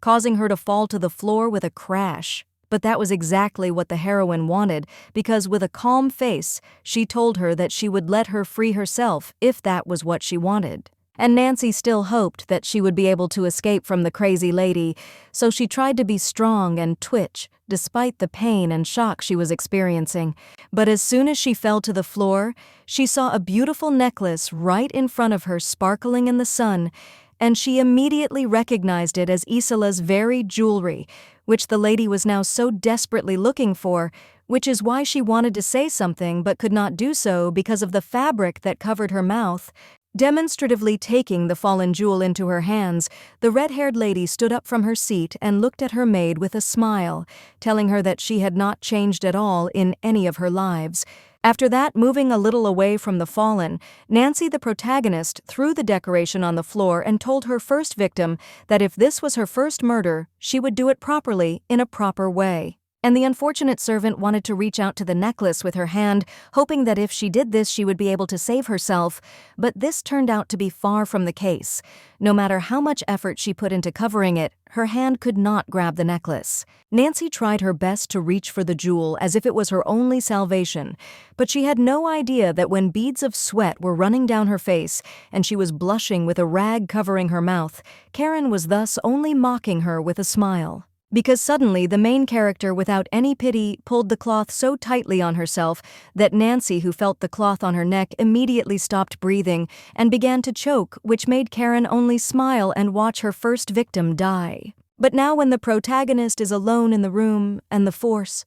she clutched the bed in anger and remembered how clearly she felt Nancy's labored breathing, saw how she was dying, and now she doesn't understand where her head could have gone. With sharp movements of her hands having torn off the entire sheet and blanket from the bed, the red-haired heroine spoke to herself, saying that she clearly saw how she killed Nancy, but now she cannot understand where she disappeared to if she was the only one who killed her. Imagining the face of a frightened Isela when she said that she saw a corpse in her chambers, the red-haired girl was struck by an idea because she immediately understood that this blonde was clearly so frightened for a reason. Also remembering how she looked at her with her scary eyes glowing in the dark when she watched Isela clutching her head in fear, the girl realized that she clearly could not participate in Nancy's scalp if she herself was horrified by what happened. Out of rage, the main character tore up the entire bed and began to scream, asking herself and the whole world who dared to steal Nancy from her and thereby ruin all the fun that she had so carefully planned and desired. Having poured out all her discontent and anger, the exhausted lady fell to the floor and told herself that it was a failure because even her very first murder, which she had planned down to the smallest detail, did not go according to plan. Out of despair and sadness, the girl leaned forward and did not rise again, talking to herself in the dark room about how she had spent half an hour with Isela. But in the end, it was all in vain, if now the room was clean, and instead of a head, there was a cap on the bed. There really wasn't even a drop of blood on the bed, which would at least hint that something terrible had happened here, which was why the lady was upset, realizing that the whole room looked perfectly clean, which made her think that someone could have cleaned it up before she and Isela arrived. Looking at the floor, the main character fell silent in silence, and asked herself the most important question regarding whether her murder of Nancy was real, or whether everything from beginning to end was a figment of her imagination. Clutching the train of her white dress in desperation, the heroine asked herself whether her sweet revenge was just an illusion that only emphasized that she had gone mad because of the endless number of defeats and nightmarish deaths. She began to cry, clutch her head, and laugh madly, at the same time telling herself that she was definitely crazy if she was capable of inventing a murder from beginning to end. That was not really a cattle murder, or at least it seemed so to her. In the end, she smiled, hiccuping in the dark room from all the horror, and also realizing that she absolutely did not care how crippled she was because she did not want to experience humiliation and be a victim for others anymore. Raising her fist sharply above herself, she shouted to herself never again to imagine what does not exist, never to deceive herself with visions, and to do what will be real intending to hurt herself. And she slammed her fist on the wooden floor with all her might in order to bring herself to her senses, and bring herself to her senses as if this would help her not to make mistakes again, and not to succumb to illusions that only make everything worse. When blood began to slowly appear on the main character's fist and she did not raise her head, she told herself that next time she would kill Nancy again in Isela's room, no matter what it cost her and no matter what hallucinations she had. Raising her hand and examining it, realizing that bruises and redness were slowly appearing on it as well, the girl continued talking to herself, convincing herself that in this case she would not be able to fulfill her promise. Raising her head and looking at the empty room in which there was no one except her, the girl promised herself that in this case she would try to kill the man again, to be true to herself and to do what she had planned earlier. Understanding that this time they wanted to choose another victim, she went out into the corridor and began to walk slowly until she met a butler on her way, who noticed the lady from afar and therefore walked towards her confidently. At first he was surprised because he saw the young lady at such a late hour not in her room, which is why he greeted her with a surprised look on his face, as if asking her what she was doing there, finding it suspicious. In response, looking at the butler named Bowen, the red-haired lady thought that she did not expect to see him here earlier than usual, because with each past life she knew that he would appear a little later than this time. But she also did not expect at all that when the man came closer to her, he would grab her hand and ask why she was covered in bruises and wounds, not realizing that earlier the lady herself had hit the floor with that same palm. He even said that he was ready to help her bandage all the wounds and treat them, but the lady did not like this either, which is why she looked at him with emotions of disgust and hostility, as if she did not need anything from him at first. She was tired of seeing the intrusive butler in front of her, so she abruptly pulled her hand towards herself, forcing the guy to let go of her and ordering the servant in a rude tone not to touch her anymore, which apparently angered Bowen. But when she looked at him and touched her palm, which seemed to hurt even more because the guy grabbed it, she did not expect that Dulan would appear behind her, looking at his bride in surprise and anger, realizing that the servant was touching her. Remembering that in his past lives and in the plot of the novel itself, Doolan acted insecurely, although he tried to point the finger at others and protect the heroine. While feigning jealousy, he felt nothing for Karen, which is why he was simply an annoying person. Then and now, the lady did not expect anything from the angry Doolan and was calm, realizing that most likely this guy would simply yell at the butler or say some threatening words to him while trying to look intimidating. But when Doolan continued to stand menacingly, the lady herself decided to order the butler to leave, giving him the task of bringing Miss Isela's breakfast to her chambers, when she would be having breakfast in the hall, after which she insistently asked to be left alone with her fiancé. After this, the butler quickly turned around and walked back with such a quick step that it was as if he was running so as not to receive punishment or a reprimand from the lady and her fiancé, and they stood at him and watched as the servant gradually disappeared from sight. But when Doolan looked askance at the lady and asked her if she was trying to protect him from that butler by such an act, the red-haired lady turned away from him and sighed, not understanding how fate had brought her together with such a man as a preacher in the church. And before they parted again, the heroine suddenly put her hand on his shoulder and thus forced him to return, while she told him not to forget to pray today, and in a couple of hours she would come into his room to exchange words. However, Karen herself did not expect that the previously withdrawn and unremarkable Doolan, who was never interested in anything, would suddenly grab her hand with his intentions, which is why the heroine would even be scared, but would be much more outraged by this. Frowning with anger, she looked into his eyes and wanted to pull her hand back, but she was unable to do so because the guy was grabbing it too tightly, which made the lady wonder what right he had to hold her. But as it turned out, he just wanted to look at her wounded hand and, with slight shyness, offer her to bandage the wounds and treat them, because no matter what kind of relationship they had, Goyim are still considered a couple and even take care of each other. And after some time, when the protagonist could not refuse Doolan, they still found themselves in a spacious office where they sat by the fireplace, and the guy began to bandage the lady's palm in awkward silence and light crackling of burning wood. Sometimes, when the lady was in too much pain from the application of medicine to her wounds, she would tell her fiancé about it with an unpleasant expression on her face, and he would remain silent, continuing to heal the main character's injuries with trepidation and caution. He did not take his black eyes off the girl's wounds and examine them, realizing that they were too big and deep, apologizing for causing the lady inconvenience, and then continued to help her with more careful movements. And after that, when silence fell between the couple when Doolan sold the heroine's wounds with medicine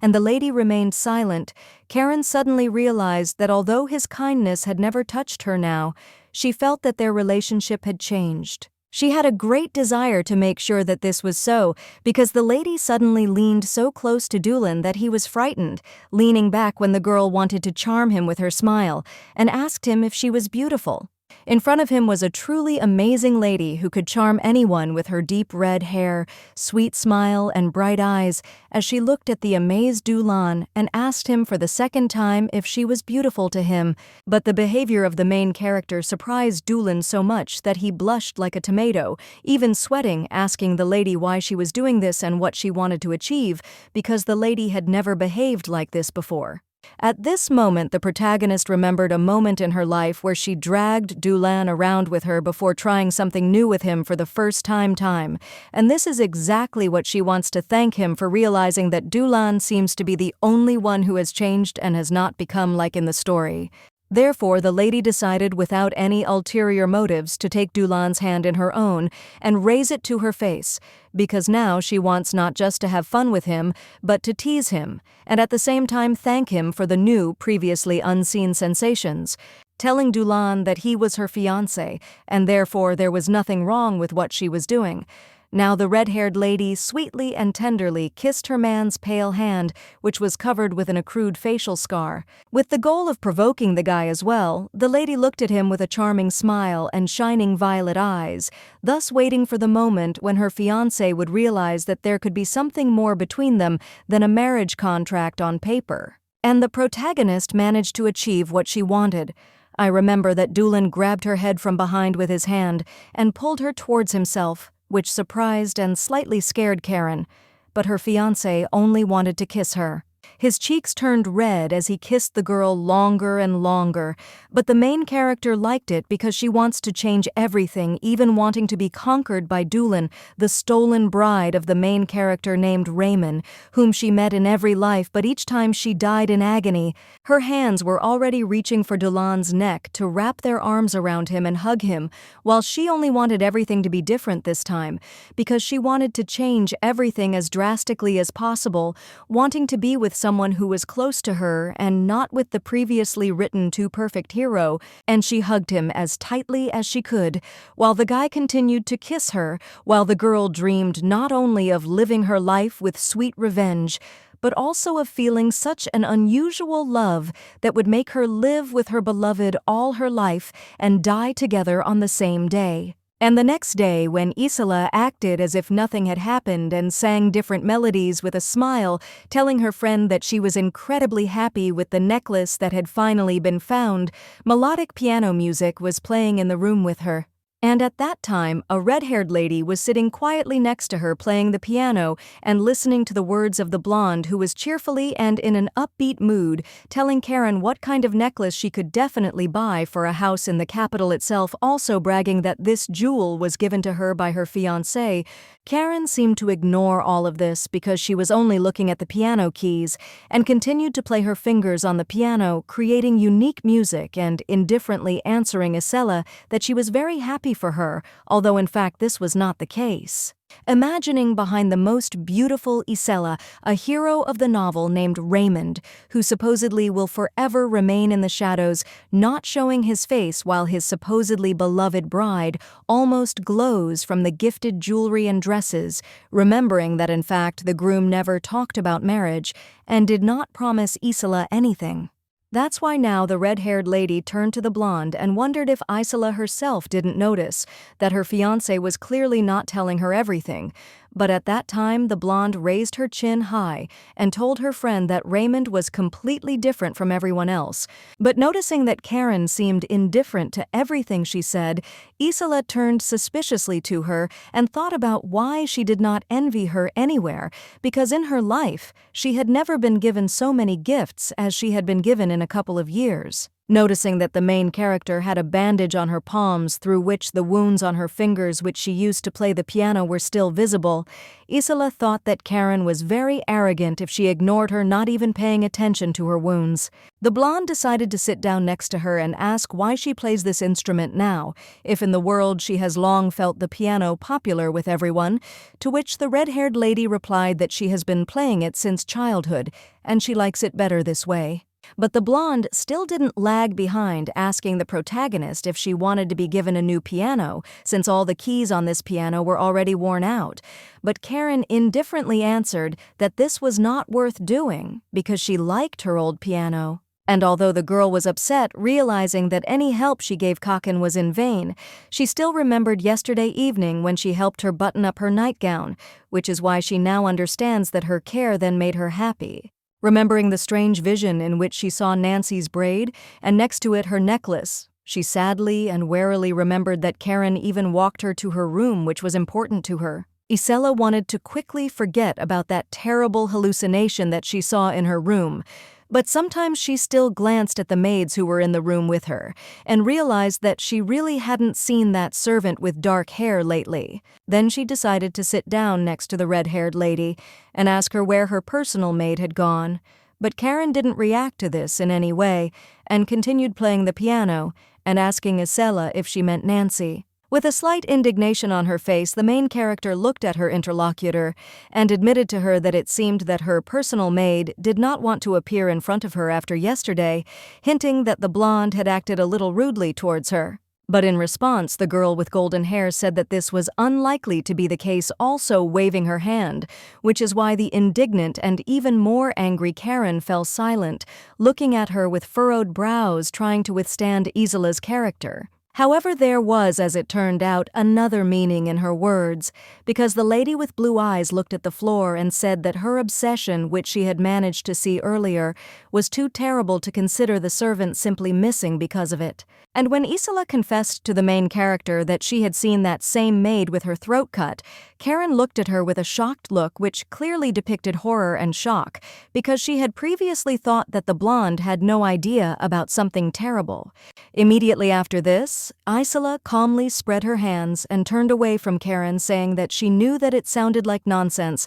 but she still decided to share with her visions and experiences on this matter. But in her head, the protagonist already remembered how she looked at her first victim with a crazy smile, perfectly recalling that she strangled Nancy and did not cut her throat, and therefore for her these are not simple words, although for Isela they are a trifle. In her mind's eye, she had images of Nancy's neck already darkening with bruises and abrasions caused by the rag around her neck. But now she wondered who had done this to her servant, if now even she was not sure that she had killed her. That's why she fell to the floor with her eyes painted on and began to frantically think about who could have done this to the servants if, as it turned out, she wasn't the only one who would try to become a murderer with harsh methods of reprisal. After some time had passed after the blonde and the main character had been studying music, Isela was alone in a bright room where she was walking back and forth, clearly thinking about something too hard and excitedly.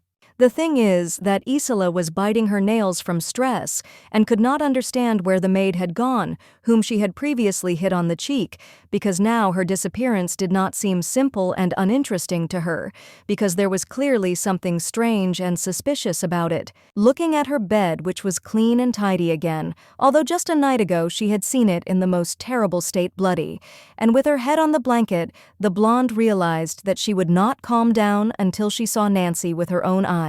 The lady looked at her bed, touched its headboard, and still thought about Nancy as her main problem, because of which she could get into trouble. But the main thing for her now is where she could go if even Karen does not give her clear answers. Remembering the girl's smile and the moment when she turned to her to tell her about the necklace that she had not seen, Isela realized that after that day no one had met her. It was as if she had disappeared without a trace. After that, the blonde, upset by the whole situation, angrily looked out the window and began to examine the view of nature, making sure that everything was becoming as strange as possible from the day she arrived at this strange palace. And outside the window, the girl saw the top of a strange tree without leaves, which seemed to her even stranger and mysterious, against the background of white clouds that completely covered the sky like in the scariest horror movies. However, when she heard a sudden creak behind her so loud that she herself was frightened, the blonde decided to immediately turn around and look at the source of the sound, hoping not to see something terrible again. But all her worries were in vain, because the noise was made by the burning fireplace, the wood in which was slowly burning, turning into ashes, because of which the frightened blonde only understood that fear was haunting her more and more often, as was paranoia. She sighed with relief and closed her eyes, trying to bring her breathing back to normal and realizing that now, because of the terrible events, she would see something paranormal in every, even the most ordinary thing or phenomenon. However, as soon as she was distracted and calmed down for even 1 second, she immediately heard another door creak behind her, as if someone was breaking into her room, which made the lady shudder and become frightened with a stunned face. It was the listener who looked at the lady with the letter in her hand and told her that she had received a telegram from someone, which was good news for Isela, because it turned out that the sender of the letter was an important person to her. Because on the envelope itself, there was a beautiful inscription, like the signature of the sender, which only proved that the letter was sent to her by Raymond himself, who is Isela's favorite fiancé, so much so that the lady already considers him her future husband. As soon as the maid told the mistress such joyful news for her, she instantly forgot about all the fears and paranoia she had had earlier, because she turned to the maid with sincere joy, even jumping up and down and blushing, intending to quickly find out what Raymond had written to her. so she simply extended her hand to the servant, and with an angry look, silently ordered her to immediately give her the letter, remembering that she was not just a lady, but a high-ranking mistress who alone treated everyone strictly and in an aristocratic manner, as Isela herself believed. A couple of days after Isela received her favorite letter from Raymond, the main character was spending time quietly in her palace. The heroines decided to go to a beautiful place, namely a city with markets and fairs, which is why one of them admired, saying that it is really beautiful here. The blonde with green eyes who goes by the name Donna, and who at 18 years old is the protagonist's laundress and personal maid, looked at the city with sparkling eyes and could not take her eyes off it, while the red-haired madam walked calmly behind her. And while Donna wanted to get acquainted with the city as soon as possible, Karen had her own goals, because under the guise of a walk, she wanted to attend the coming-of-age ceremony and thereby understand where to do Nancy, also remembering that she tried many times to escape from the ceremony into the forest, but each time she died, meeting different faces of doors there. But now the main character already knew that everything would be different, because instead of Nancy, she took Donna with her, who at that time was looking at a stall with jewelry that was sold by a cute grandmother with gray hair. The lady also watched as a guy approached the saleswoman, blushing sweetly and pointing at one piece of jewelry with his finger, already throwing a coin to the grandmother in order to buy a hairpin that Donna liked, which is why she looked at the guy with curiosity. And Karen looked at the young couple who first met because the guy gave the lady jewelry and confessed to her that he liked her. But while they were talking, the Proteanite was sad, realizing that she liked Nancy more than Donna, and she was also bored because she had already seen this in previous lives. Covering her face with her hand, the red-haired lady looked at him calmly and thought that the only thing that made her happy was that now everything was not as boring and unambiguous as it had been before,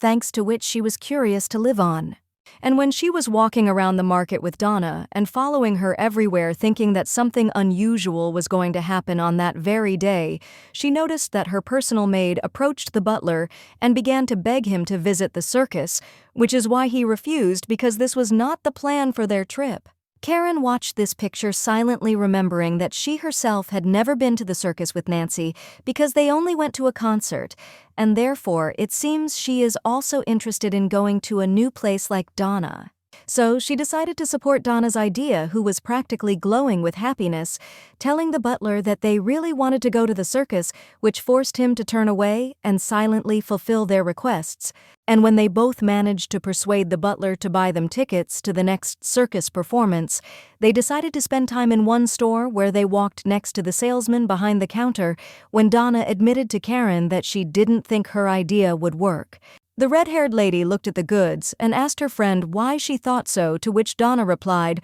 looking at the white feather in front of her, that she didn't think that they would go to the circus for the reason that she was used to the fact that no one fulfilled the servant's requests. The girl also suddenly placed a hat on the red-haired main character's head, examining it to see if it suited her, and asking if she thought there were too many servants in the estates, which caused the surprised heroine to ask what she meant. Donna indignantly straightened her pink hat on Karen and told her that the owners continue to hire a lot of servants, even when they have enough of them. But the protagonist listened to her with closed eyes, not understanding what she wanted to say. In response, the red-haired lady also began to put different hats on Donna's head when she told how when Mr. Evans came to their palace with his daughter, Isela, even that number of servants began to be insufficient. Even when the girl asked Donna if she was being forced to work harder, she replied that it was not about that at all, and blushed a little as if embarrassed to tell Karen the truth, shyly trying on her hat on her head. Remembering the number of people who had arrived with Mr. Verdict and his daughter, who looked like a crowd of dark silhouettes, the girl suddenly said that a bunch of servants had also arrived with them, so now they needed 3 times more laundry to wash, which sounded strange. And at that moment, she turned to Karen as if in a white guise, hinting that she could become white as a ghost due to so much work, but for Karen it was still strange to hear from her a word regarding the servants. Donna began to grab the lord in his arms and beg him to tell her when the guests would leave their mansion, as if that was all she was waiting for, to which the red-haired lady, looking to the side, replied that she wanted to believe that they would leave soon, but she couldn't promise anything. Also, when Karen remembered that, in fact, according to the plot, the Evans family will not leave them until the moment when they are all destroyed as enemies, she noticed that Donna next to her began to talk about how a certain Sarah recently complained about Isela, which interested Karen. Imagining a silver tray in her hands, Donna Sarah indignantly told her mistress that Isela disliked one servant only because she did not bring her a letter on a silver plate and did not present it to her in such a beautiful form, but simply accepted it in her hands. In response, the red-haired lady only laughed, saying that her family, the Hares, was poor enough to allow their guests to bring their things on silver and gold trays. Karen's words made Donna think and say that she didn't mean at all that her family was very poor, but the red-haired lady didn't like that she didn't laugh at her joke, so she leaned over with no fear and whispered to laugh, and after that, Donna began to laugh as loudly and feignedly as she could, while the protagonist silently looked at her from the side and covered her mouth in surprise, because the maid behaved this way for the reason that she forgot that Karen was a mistress and not her friend, and therefore her orders must be followed unquestioningly. She turned to her sweetly and with a blush on her face from embarrassment asked if she was joking, continuing to laugh and have a good time with the red-haired madam. They both laughed heartily, and it seemed like all the problems disappeared somewhere when Karen allowed herself to enjoy a walk at least on this day, even if not with her loved one, but with the one who gives her smiles and a good mood in such a terrible fate with its nightmarish events. And even when she looked at the fair-haired Donna, who was looking at a variety of hats and other headwear in the store, she thought that nothing special would happen here because Donna would turn out to be an ordinary maid, but everything turned out differently. Karen couldn't take her satisfied, smiling eyes off sweet Donna as he handed her other hats and told her which ones were better, thinking that perhaps Nancy's death had clearly changed something even for the better. She loved trying on all sorts of hats on Donna's head, which she did with a smile, making the pigtailed lady blush and look at herself in the mirror with fascination when the red-haired lady thought that she had even forgotten about the eternally perfect Raymond. That is why she looked with a charming smile at the maid, whom she liked much more than the same Raymond,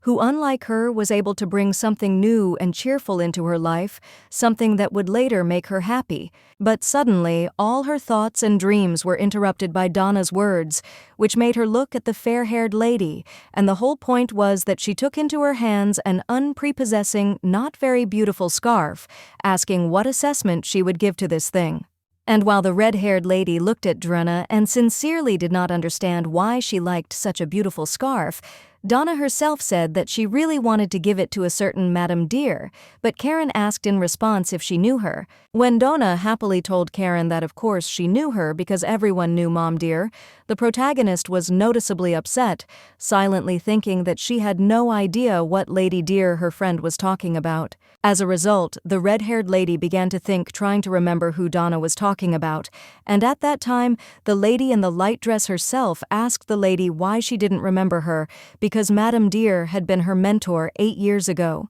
Realizing that she didn't remember any mentor because it seemed like she was with her before she moved into Karen's body, Donna began to spin around trying to dance and telling the heroine that it was Dear who taught her etiquette and ballroom dancing. And then the main character decided to make Hades remember her, exclaiming with surprise that she remembered her, although in fact she had no idea about the memories that the past Karen had. The blonde lady exclaimed with joy and delight, saying that she knew that Miss Dear lived not far from here, and that's why she thought that the protagonist would want to visit her, but it seems, as she said, she thinks that she was wrong, judging by the lady's reactions. At this point, the red-haired main Egarn seriously thought about it because thanks to the plot, she knows that Miss Dear worked in her family's estates for 8 years, but in 100 years she hears her name for the first time when she spent several dozen lives in the world. She looked out the window and noticed that there were people there who lived their lives passed by her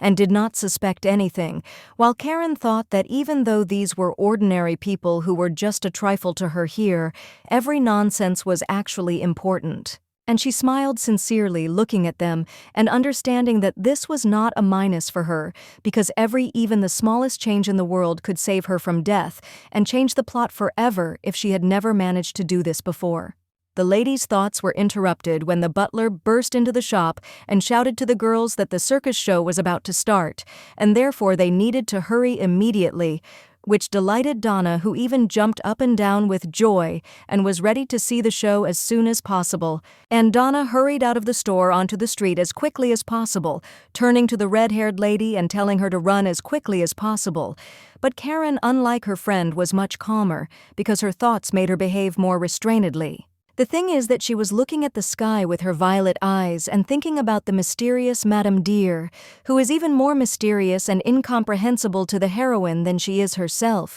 and she wonders if she might not meet her. Her silhouette even appeared in her head like a shadow, which made the lady think about what she could change in her life, whether she could do it at all, and what she looked like if she had never appeared or even been mentioned before in 100 years. And she smiled at the sky so joyfully and with warm clothes that everything around seemed to shine brighter, because she thought that she really wanted to meet her, because now it was she who could change her life for the better. After some time, the main character was already in the circus and was looking at an acrobat in a black dress and was about to jump down from a height, but before that, the lady cheerfully waved her hand to all the spectators while the light was directed at her. Without hesitation, the acrobat jumped and spread her arms so freely that this alone surprised everyone, but it only made the protagonist think that she also fell like this, only without insurance and with the knowledge that she would die. While the acrobat's face was filled with joy and happiness,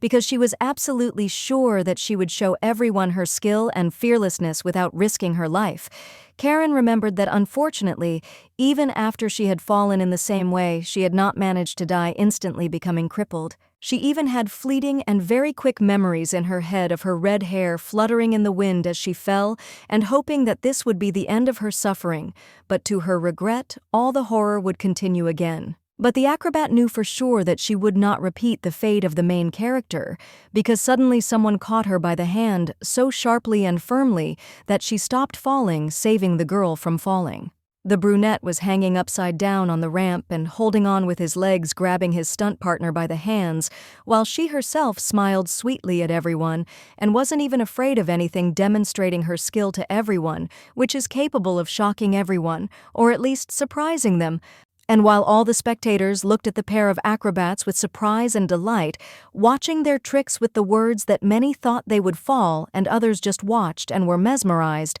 Karen herself thought that she had fallen in the same way, but no one took her hand in order to save her. After that, the girl continued to perform increasingly dangerous and colorful tricks, for example doing a backflip right in the air, which caused delight in everyone. Many clapped loudly and gasped in surprise, but not the main character, in whose soul there was, it seemed, darkness due to memories of the past. The lady began to close her eyes and lower her head down because she felt bad mentally, and she wanted to calm down quickly and get rid of the terrible thoughts and concentrate on the spectacle for which she came here, because she was even seeing it for the first time in her life. And when a nice guy was passing by the rows, shouting to everyone that he was selling beer and other cold drinks, the red-haired lady raised her hand and shouted for him to come here, which surprised Donna and the butler, who were standing next to her. Having told the guy that she wanted 1 glass of beer, the girl had already extended her hands towards him, intending to take it, while the seller was only too happy to give the rich-looking lady a glass of alcohol,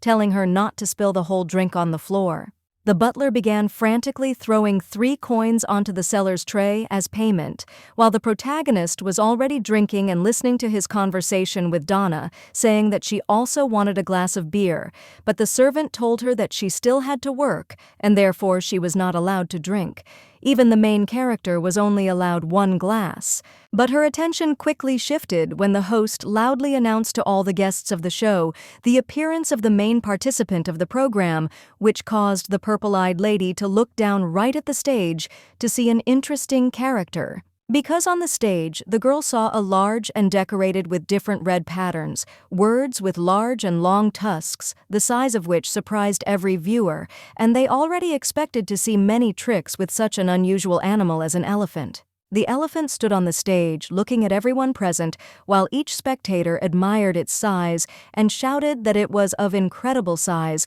and some of them even got up from their seats to look at it and clap their hands. And while the butler was telling the surprised main character that this animal is called an elephant and that it uses its trunk as a hand, the lady herself looked at him with her jaw dropped, realizing that she was seeing this for the first time, not even noticing that she could spill beer on her dress. While Donna was thinking about how cute the elephant was and Karen was in no hurry to call him Make-him, everyone noticed how the big animal knocked down all the chairs that were standing near him as decoration with his long trunk because he was incredibly angry. He continued to destroy everything in front of him because his trunk easily reached the chairs, which he destroyed with a light movement, but everyone around still wanted to see incredible tricks from such a large and amazing beast, which also has its own character. And the trainer in the red robe also looked at this, who in response only smiled and looked mockingly at the elephant already holding a whip in his hands, because he was pulling it with his hands and saying that this thing serves him as an excellent cure for disobedience. This did not please the red-haired main character, who already felt in her gut that something bad would happen and nothing good would come of it if they wanted to beat up the disobedient word so that he would submit and begin to follow the commands of the person whom she could easily crush. While Karen sat and watched the performance with cold emotions, the trainer had already started to hit the elephant on the back legs so hard that its skin turned red, but he continued to hit it further and further, which made the elephant even more angry. While the elephant looked at the trainer, a confident man who stood there and seemed to know what he was doing, looking at the elephant under the screams of the spectators, the protagonist thought that she was similar to this elephant, because fate also makes them suffer, leaving no other choice. And this only made the spectators admire and smile wider, raising their hands up and waving them as if the show had already begun the fun that was prepared, especially for them, which they were enjoying despite the elephant's pain. At that moment, the main character seemed to imagine herself next to the same beast, but not in the arena, but on a clean book and surrounded by spectators, which is why people mentally asked everyone why everyone was laughing if they saw pain and suffering in front of them, and she decided to slowly tilt her shiny glass of beer down a little, causing the light to fall on it, which was exactly what she was trying to achieve, thinking that she wanted to do something that would make things more interesting for everyone. As soon as she did such an action unnoticed by everyone, the elephant immediately reacted to it because he jerked towards Karen and was already about to look at her with his burning golden eyes, which were full of anger and fury. He moved from his place without permission, which further angered the already indignant trainer, who now began to shout at the animal and prepare his whip for new beatings, shouting at him that he had done wrong again and was now going to be punished. The butler Donna and even the beer seller noticed that the red-haired lady had dropped her glass, which is why they came closer to her, anxiously asking if she was okay, but the heroine remained mysteriously and warily silent. Seemingly indifferent on the outside, but incredibly anxious on the inside, Karen looked at the elephant and asked everyone around her if they could get out of here because it had become very boring, but her words were to some extent a lie. Hearing this, Donna the butler and the seller were surprised, looking at the red-haired lady and asking her why she decided to say such a thing, because earlier she herself wanted to come here, and now even the most interesting performance begins. With a tray on which there were other glasses of beer, the seller came closer to the main character and asked if she was unwell, saying that the local performances were really very exciting, but she only closed her eyes and sighed. After that, with a suspicious movement of her hand, she made a strand of her red hair move, which revealed her beautiful and shiny gold earring, while the lady herself looked ahead and seriously told the beer seller that she did not consider the performance worthwhile. And as soon as she showed the whole world her earrings, which sparkled so brightly that anyone could notice them, the elephant moved again, as if noticing them, which is why the trainer began to hit him even harder on the leg for the slightest disobedience. The elephant with golden eyes turned to the main character and looked at her as if he was not a simple animal, because even Karen thought that he was smart enough if he first reacted to her shiny glass and then to her earrings. And the lady continued to look at him with her glowing violet eyes, showing the beast her ear decorations that shone from the slightest light, telling him with a smile that she wanted her expectations to come true. After some time, the elephant looked only at the main character and seemed to be watching only her among the crowd of spectators, which was reflected in his golden eyes, while Karen clearly wanted to achieve some chaos, namely that the animal would no longer obey anyone, and wanted freedom. and the elephant seemed to sense all the thoughts of the main German, which is why he suddenly rebelled so much that he raised his big legs and began to trumpet through his trunk, which frightened absolutely all the people and even the trainer, who no longer knew how to subdue the beast. He screamed and tried to understand what was going on, but it was too late for him to even run away, because the elephant's huge leg was already flying towards him in order to crush him in a matter of moments, which caused real fear to appear on the man's face. And after all the people saw with their own eyes the shocking death of the trainer, which occurred instantly due to the leg of a large animal, they immediately got up from their seats and ran to the exit, screaming and shouting, which is what one fair-haired man ordered them to do. Having formed a dense crowd, people wanted to leave the place as quickly as possible, shouting all sorts of words due to shock, but due to panic they were unable to do everything quickly and safely, which is why some had to find other exits. And the butler and Donna stood up and grabbed the main character, telling her to leave the circuses as soon as possible and save herself. But it seemed that the red-haired heroine did not panic and did not even want to leave, because she looked with a smile at how the aggressive elephant wanted to kill everyone. She stood there as if she was doing it all on purpose, while her earrings glowed brighter and brighter, and she smiled, telling the elephant to do whatever he thought was right, and to no longer submit to someone who was hurting and humiliating him, while everyone around him laughed. She ordered him to destroy everything that was holding him back, and the elephant seemed to hear her thoughts, because the animal smashed everything around him and lifted it up with his long trunk and tusks, all in order to achieve freedom. However, she did not expect at all that the elephant would choose not any other person as the owl's next victim, but her, because he ran at her with all his might, intending to attack Karen as well. The butler and Donna hugged Karen as tightly as they could and turned away from the elephant, preparing to take the full brunt of the blow. But at that moment, the red-haired lady looked at him with crazy eyes, as if she was seeing the last moment of her life. And she didn't even panic at the moment when she saw the elephant's big leg in front of her, which was already flying towards her face, and wanted to crush her, because she was only thinking about the fact that she wouldn't be able to escape anywhere anyway, and therefore she accepted this death as a given. She smiled and extended her arms towards him and looked at him with her violet eyes, mentally telling him to always be free, even if she could not escape her fate of always dying and being reborn to suffer. However, this time she failed to predict her death, because the elephant suddenly fell right after the loud bang, causing the butler and Donna to turn to the fallen animal and cover the heroine's eyes even when she was indignant about it. And as soon as she saw that the elephant was no longer moving, it instantly turned into a lifeless body under which a huge pool of blood was spreading, which is why the protagonist was sad, realizing that it was all over and she had not managed to save his life.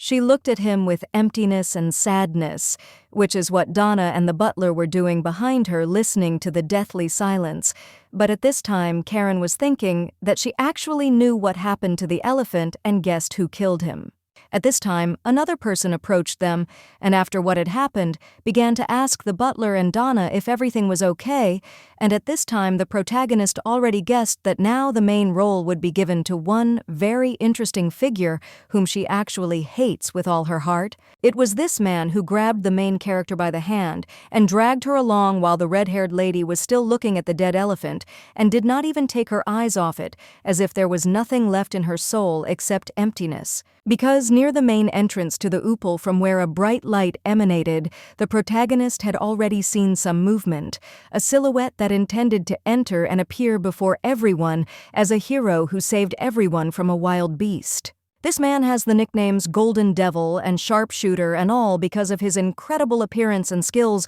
that amazed the entire public, and it was he who confidently sought to show himself in front of everyone, tapping on the wooden floor with black shoes. The character is so handsome, influential, and simply charming that only his clothes are capable of attracting attention, and all because they had an expensive color fabric and gold ornaments, and he was holding a personal gun in his hands from which he had previously fired. And the main character was thinking about Raymond, the same blonde guy with bright green eyes who has not only a charming appearance but also excellent shooting skills, which is why Isela fell in love with him, and according to the plot he is Karen's fiancé, but for now she doesn't know her name.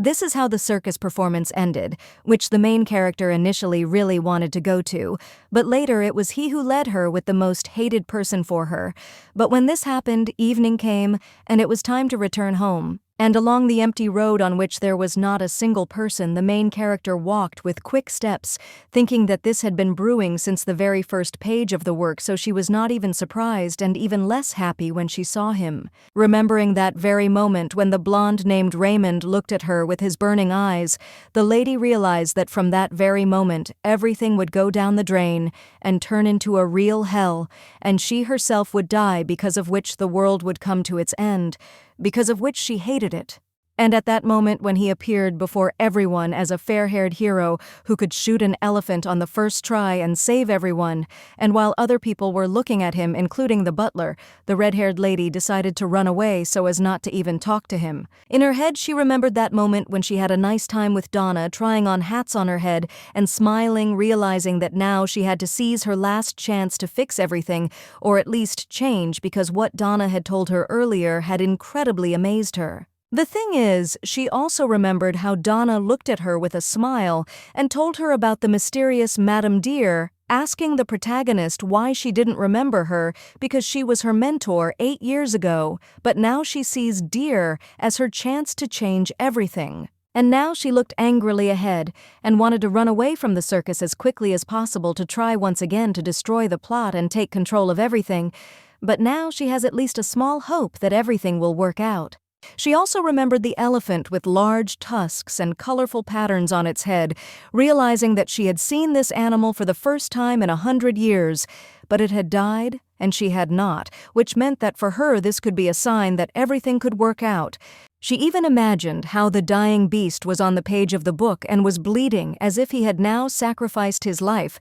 so that the strength to fight for herself and be free would be born in the protagonist's soul. Thinking that she would find another way out of the situation, she decided to run to a mysterious and dark alley, at the end of which a dead end with a door was visible, where the lady looked exhaling and inhaling air again. Karen looked angrily at the alley and indignantly realized that she remembered this very place, and unfortunately, it clearly did not carry anything good in it, because now when the lady looked at it, she remembered the events of the past. She remembered how in one of her lives she had been attacked in that quiet and deserted alley by 2 men, one of whom had laughed at the girl and held her hands, and the other who had mocked her, already preparing to rob the rich lady. But now she raised her head up and sighed calmly, looking at the sun and thinking that she still had a little time. And besides, she had already met Raymond, and that was the worst thing that could happen now. She could not be afraid of anything. And she decided to go along this very road even though she knew about the robbers, because at the end of this dark alley, she saw a modest and small house, which was what she needed because the mysterious Madame Dear lives in it, and she can help her. However, she did not even have time to take one step forward towards this house, because right before her eyes a large male hand appeared, and also a cheerful voice of a stranger was heard when he asked the lady where she was in such a hurry. The lady immediately looked at the hand with disgust and incredible anger because she suddenly realized that she did not even have time to take a step forward, hoping that she would have time, because those who wanted to rob her already wanted to fulfill all their plans. In front of them were the same guys who had robbed her before, smiling and at first very friendly, and therefore circling around her, telling the lady that they saw that she was from a rich mix, and therefore wanted to ask her for something, but Karnan was in no hurry to respond to them with mutual politeness. Even when one of them touched the angry girl's face with his finger, she remained silent while anger was already accumulating in her soul, and the guys cheerfully asked her how old she was and whether she had a husband without even telling their names, or modestly introducing themselves first. With a sharp movement of her hand, the red-haired lady silently forced the dark-haired guy's hand, which they both instantly resented, and the protagonist irritably realized that she had fallen into the same trap for the second time. And when she once again thought about why everything was happening this way, whether it was a result of her going to the circus, and whether there would be real changes, one man touched her again and even took her by the cheek, slyly asking the girl what she was thinking about. He looked at Dao with a smile and confessed to her that the longer he looked at her, the more he wanted to do something terrible to her, but upon hearing this, his friend became indignant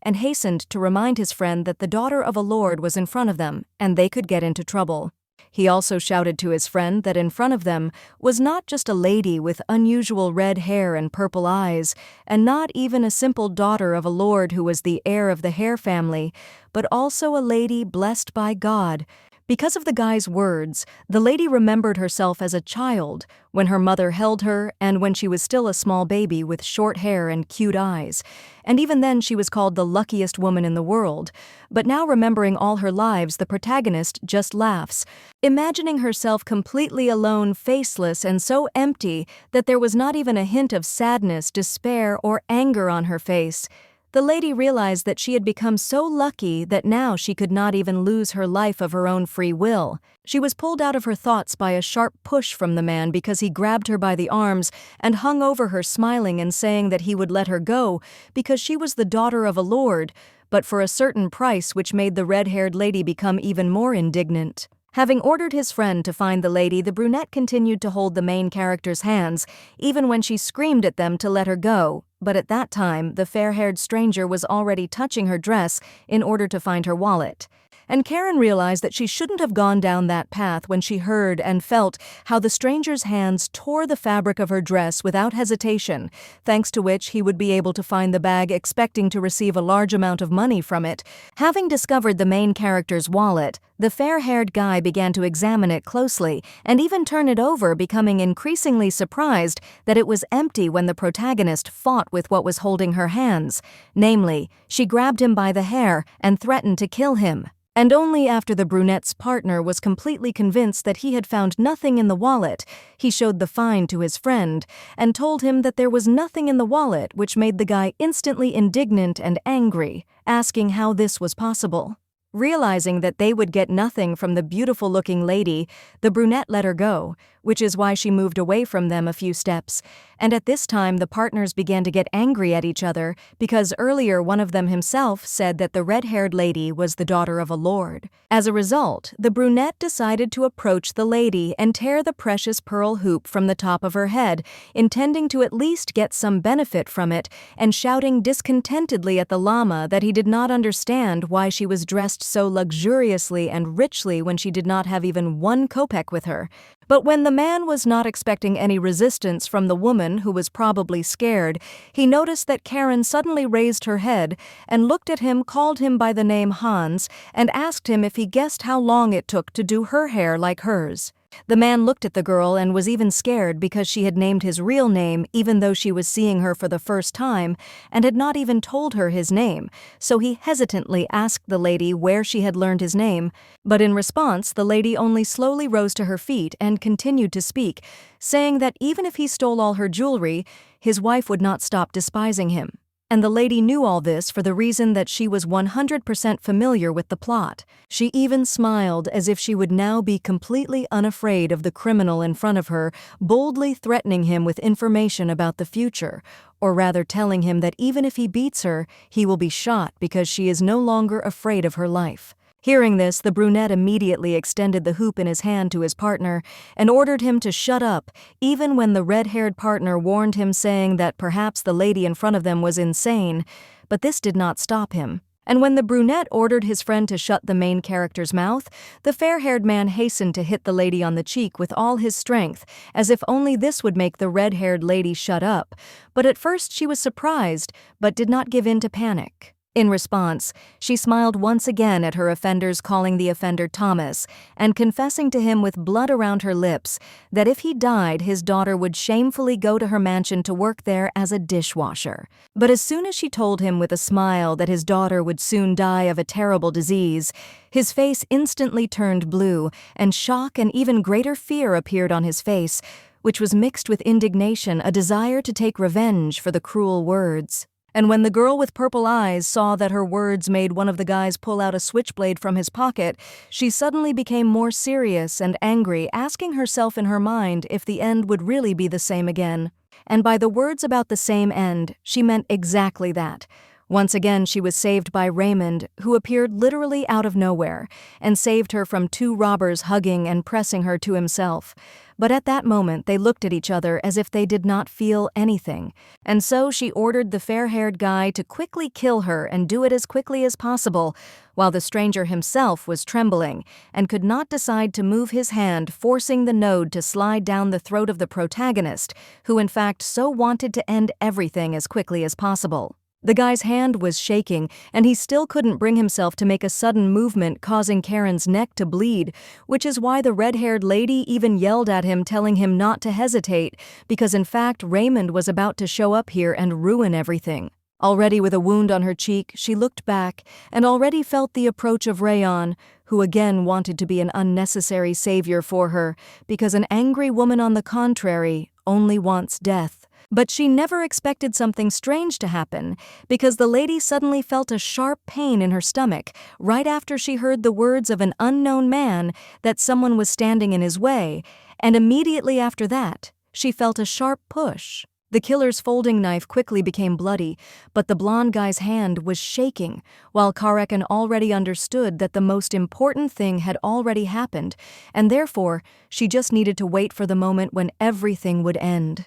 He walked away from her, and the couple began to quarrel when one asked the other why she did it, and while the second answered that everything was not as he thought. And while they were quarreling, the lady in the luxurious blue dress gradually curled up from a sharp pain in her stomach, covering her stomach with her hands because blood was pouring out of it like a river. The red-haired lady whispered that it hurt, but no one heard, which is why she gradually sank into her thoughts, realizing that she would no longer be able to predict anything if Nancy was no longer there, and Donna was not around either. Her face depicted emotions of true pain that she could not bear, and that was what shocked the lady, because over 100 years of life she had become accustomed to all pain, but for some reason it was she who made her suffer and scream about it. And she realized that she was in a very difficult situation, because it was in this state that one of the strangers covered her mouth, telling his friend that now they would have to get rid of this frame so that no one else would know what they had done to the lady of noble birth. And while the red-haired, shocked lady's face was filled with fear and questions about whether she would survive, how quickly she would die, and what the brunette held her mouth tightly and with sweat on his face told his friend to act faster so that no one would notice them, but they wouldn't even be able to escape from the crime scene. And all because of a bearded guy with a tail who could not decide to put his hands down with a knife and inflict injury on a woman because fear prevented him from doing so, which ultimately made the decisive choice for him, because right after the deafening shot rang out, a bullet flew into the guy's head, passing right through, releasing a splatter of blood from his blood, causing the already undead stranger to fall to the ground right in front of the dying lady. And when she felt that the guy behind her was no longer holding her back with his hands because he had just as instantly died from a bullet wound, Karen was not even surprised or happy, but on the contrary, she was upset, realizing that everything had happened too late, and she would not be able to escape from the man she hated. And all because the man with a confident gait in black shoes and dark trousers was hurrying towards the lady like a hero, intending to quickly take her in his arms like in the most romantic films.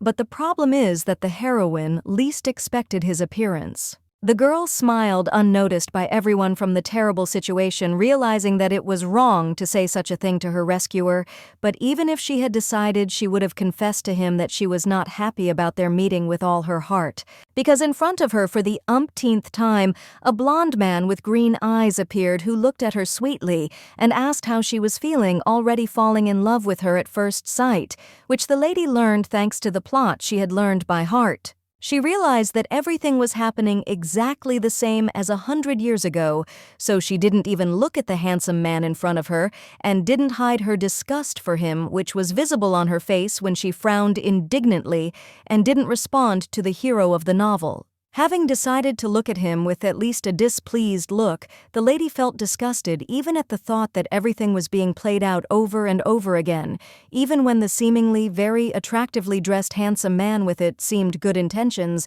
knelt down in front of her asking how she was feeling. Looking at his appearance, which for many may seem almost perfect starting from the angles of his face and ending with his hair, the girl remembered that a guy named Raymond not only has a gorgeous appearance from birth, but also an interesting backstory. Imagining him with a gun in his hands, surrounded by darkness, and with a sharp gaze, the girl thought that he was not a noble knight, although he sought to protect ordinary people from injustice, which seemed to be the work of his life. The thing is, he worked as a sniper killing people to order, which he did one night in his life already looking at his target through the sight of a gun, while one arrogant officer spoke harshly to a soldier in uniform and pointed his finger at him, forcing him to bow. Karen remembered all this and thought that working as a sniper did not do Raymond a great honor, but this did not stop the guy, because that night he decided to shoot the man with their gun, because of which the soldier immediately grabbed him, asking the captain what happened,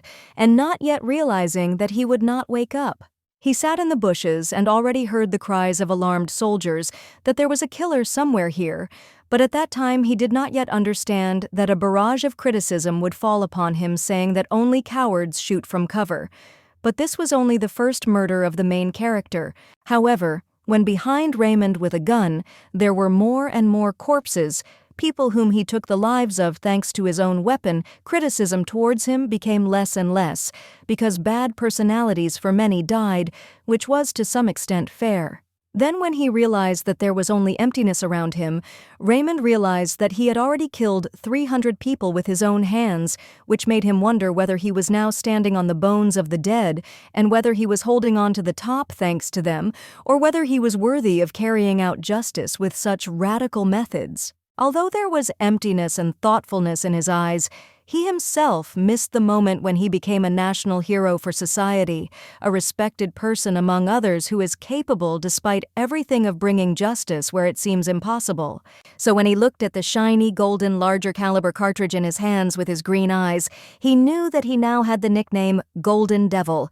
gradually becoming more and more famous with this nickname. He was in a camp of some raffled tents that his team had pitched in a dark forest, and he was sitting near a fire when a man approached him, and the guy himself was thinking about the rumors that had already started about him, that he had sold his soul to the devil for excellent accuracy, which helps him always hit the target. Raymond himself also did not notice how everyone began to treat him not with contempt, but with respect, because even the soldiers passing by looked at him with blushes on their faces, smiles and embarrassment. And even the gray-haired man who was always next to Raymond because he was his subordinate sometimes smiled watching the reaction of unfamiliar guys who did not even know Raymond by sight but already respected him. After that, he handed his master a plate of dried meat, telling him that although it was simple food, he might like it, but the blonde simply took the dish with the plate in his hand, thanking his partner for his concern. A guy with golden hair which only played beautifully in the light of the fire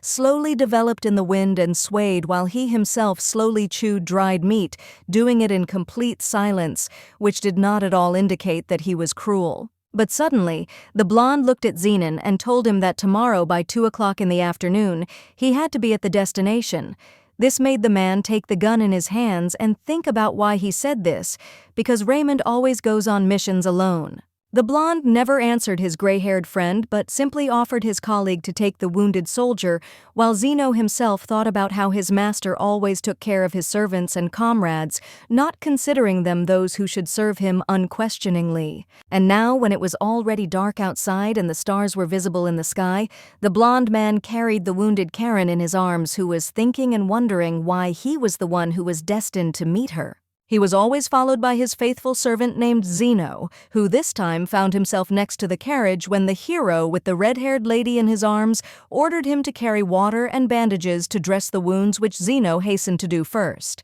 And the blonde calmly sat down with the main character in his own carriage, intending to do only a good deed, because he was already waiting for the moment when the servant would bring him bandages and other supplies to help the lady. However, when Zeno ran away from the carriage to bring his master what he ordered as quickly as possible, she wondered why the guy decided to help the lady if he usually doesn't even wander the streets of the city. And when Zeno looked closely at Raymond, he clearly noticed that there was a sly and insidious smile on his face, albeit unnoticeable to everyone else, which is why he assumed that he himself had wounded Karen for his own purposes. Sometime after everyone had sat down in the carriage with Karen lying on Mr. Raymond's lap, and the butler and Donna also in the transport, everyone was heading home as they had already been in the city for too long. The butler silently glanced at the suspicious Raymond, while Donna, with a blush on her face, could not tear her eyes away from him, saying that she had already treated Karen's wounds,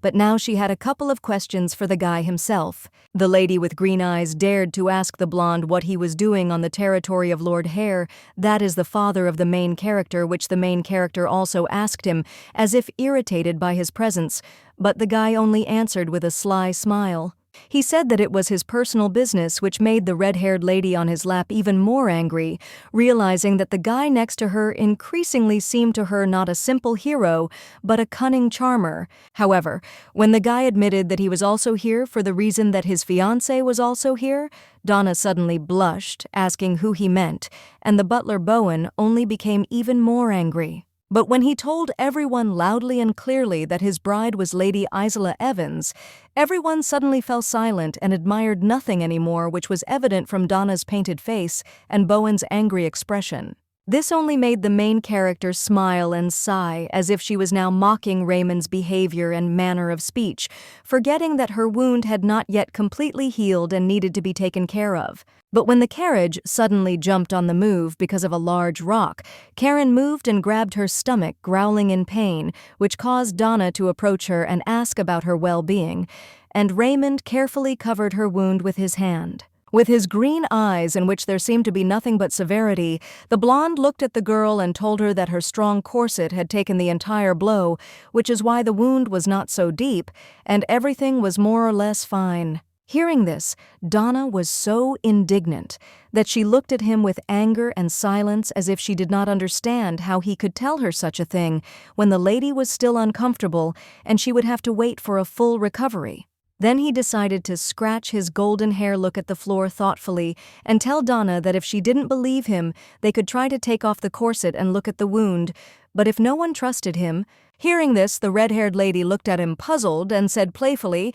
that she saw that he was not at all slow in his desire to undress her as soon as possible, to which the slightly embarrassed guy replied that he meant something completely different. This surprised and outraged Donna even more, who jumped up in the carriage and raised her hands up angrily, looking at the blonde and telling him that this was real shamelessness. But she was interrupted by Karen herself, who explained that it was a joke, and they were almost there. Suddenly the carriage hit a rock again, causing it to shake violently and sway from side to side, causing the lady to grab her stomach wound again and close her eyes, clenching her teeth, trying to endure the pain. The butler was the first to be outraged by this, shouting at the blonde and telling him that he couldn't allow himself to behave so calmly when there was a lady in serious condition next to him, to which Raymond responded calmly, saying that her life was not in danger and that there was no problem. Karen was also outraged by the guy's words, still holding her stomach with her hands, and smilingly asking the guy if she thought that her wound was just a scratch in his opinion,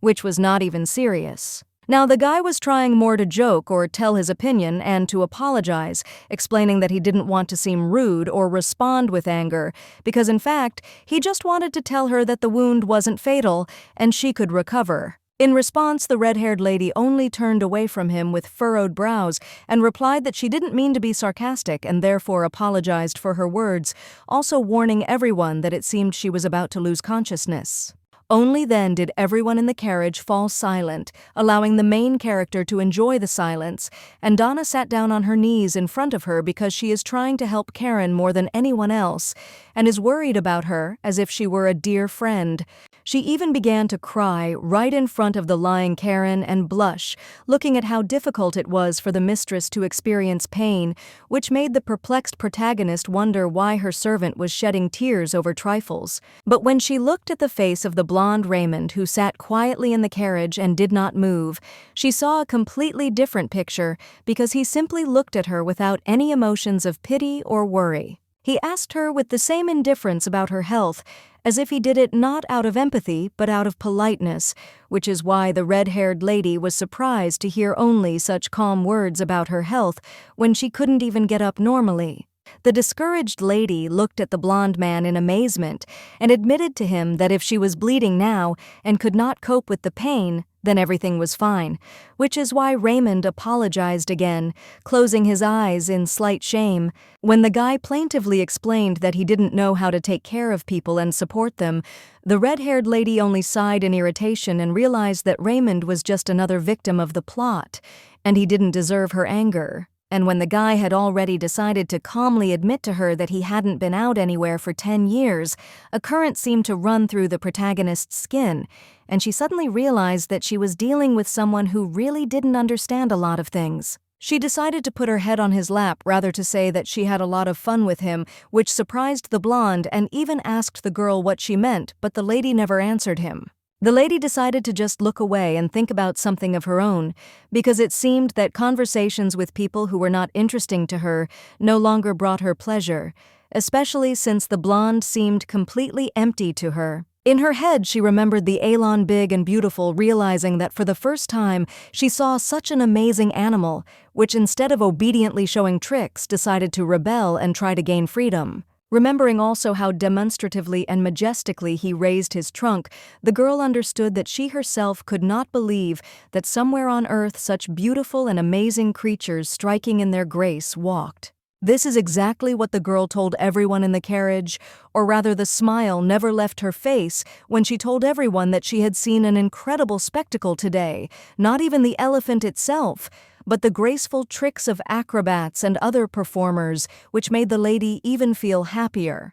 And then the blonde smiled just as sweetly, closed his eyes, and confessed to the heroine that he was now happy for her, and he also confessed that he also liked the elephant, even though he had to shoot it after the show. However, Donna still couldn't calm down because tears were still streaming from her eyes. She blushed and looked at the floor in embarrassment, telling Karen that if she had never seen an elephant before, then it was all her fault. She couldn't stand it, and burst into tears, confessing to the girl that it all happened only because of her, and that it was she who suggested that the lady go to the circus. But Karen, lying on the couch, calmly told Donna to be quieter, saying that everything was not so. Karen looked at her calmly when Donna told her that she didn't even know what would have happened next if Sir Raymond hadn't come to her and saved her from the robbers, but the mere mention of the guy who was annoying her slightly irritated the heroine. But when the crying blonde lady in front of her with hope in her tearful eyes said that this was fate,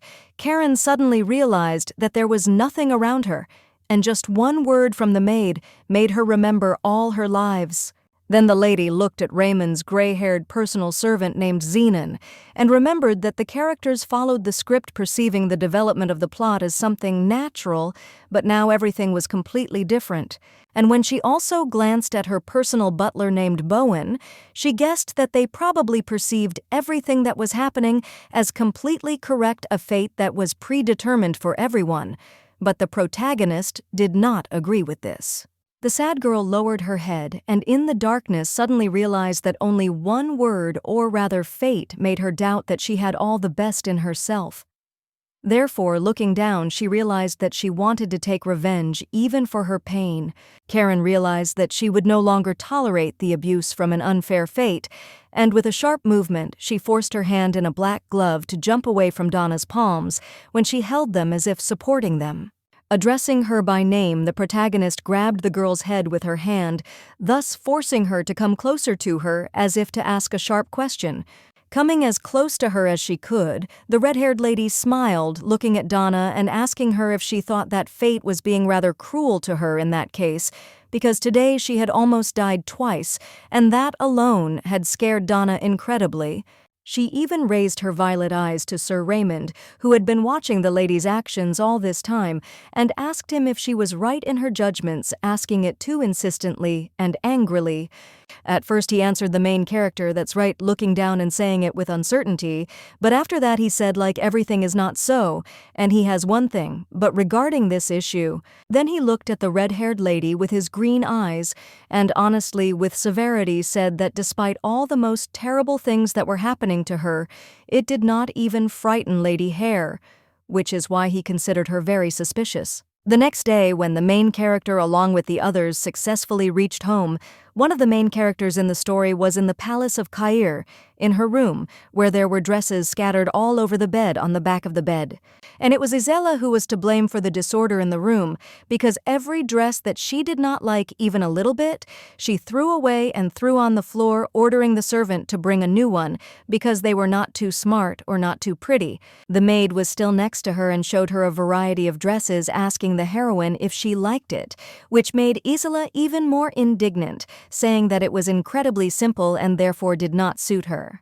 She indignantly told the servant that simple people like her had absolutely no taste in clothes, which caused the servant to sadly lower his head and apologize to the mistress, feeling indignation inside himself. But suddenly, Isela's choice of dresses was interrupted by her father, who decided to demonstratively knock on the door and look at his daughter, telling her not to be so arrogant and to choose what was offered. However, as soon as Dad appeared, Isela immediately decided to pounce on him with hugs and tears, which is why he asked what was wrong, to which the girl answered him with sadness, saying that her beloved Sir Raymond saved Karen the other day. The blonde did not understand his daughter's worries, and therefore looked at her with contempt, saying that on the contrary it was good because he, as a person known to everyone, taught the knights an example of how to act in special situations. But this did not calm Isela down one bit, who still hugged the couple and told him that it seemed that Raymond had fallen in love with Karen more than with her,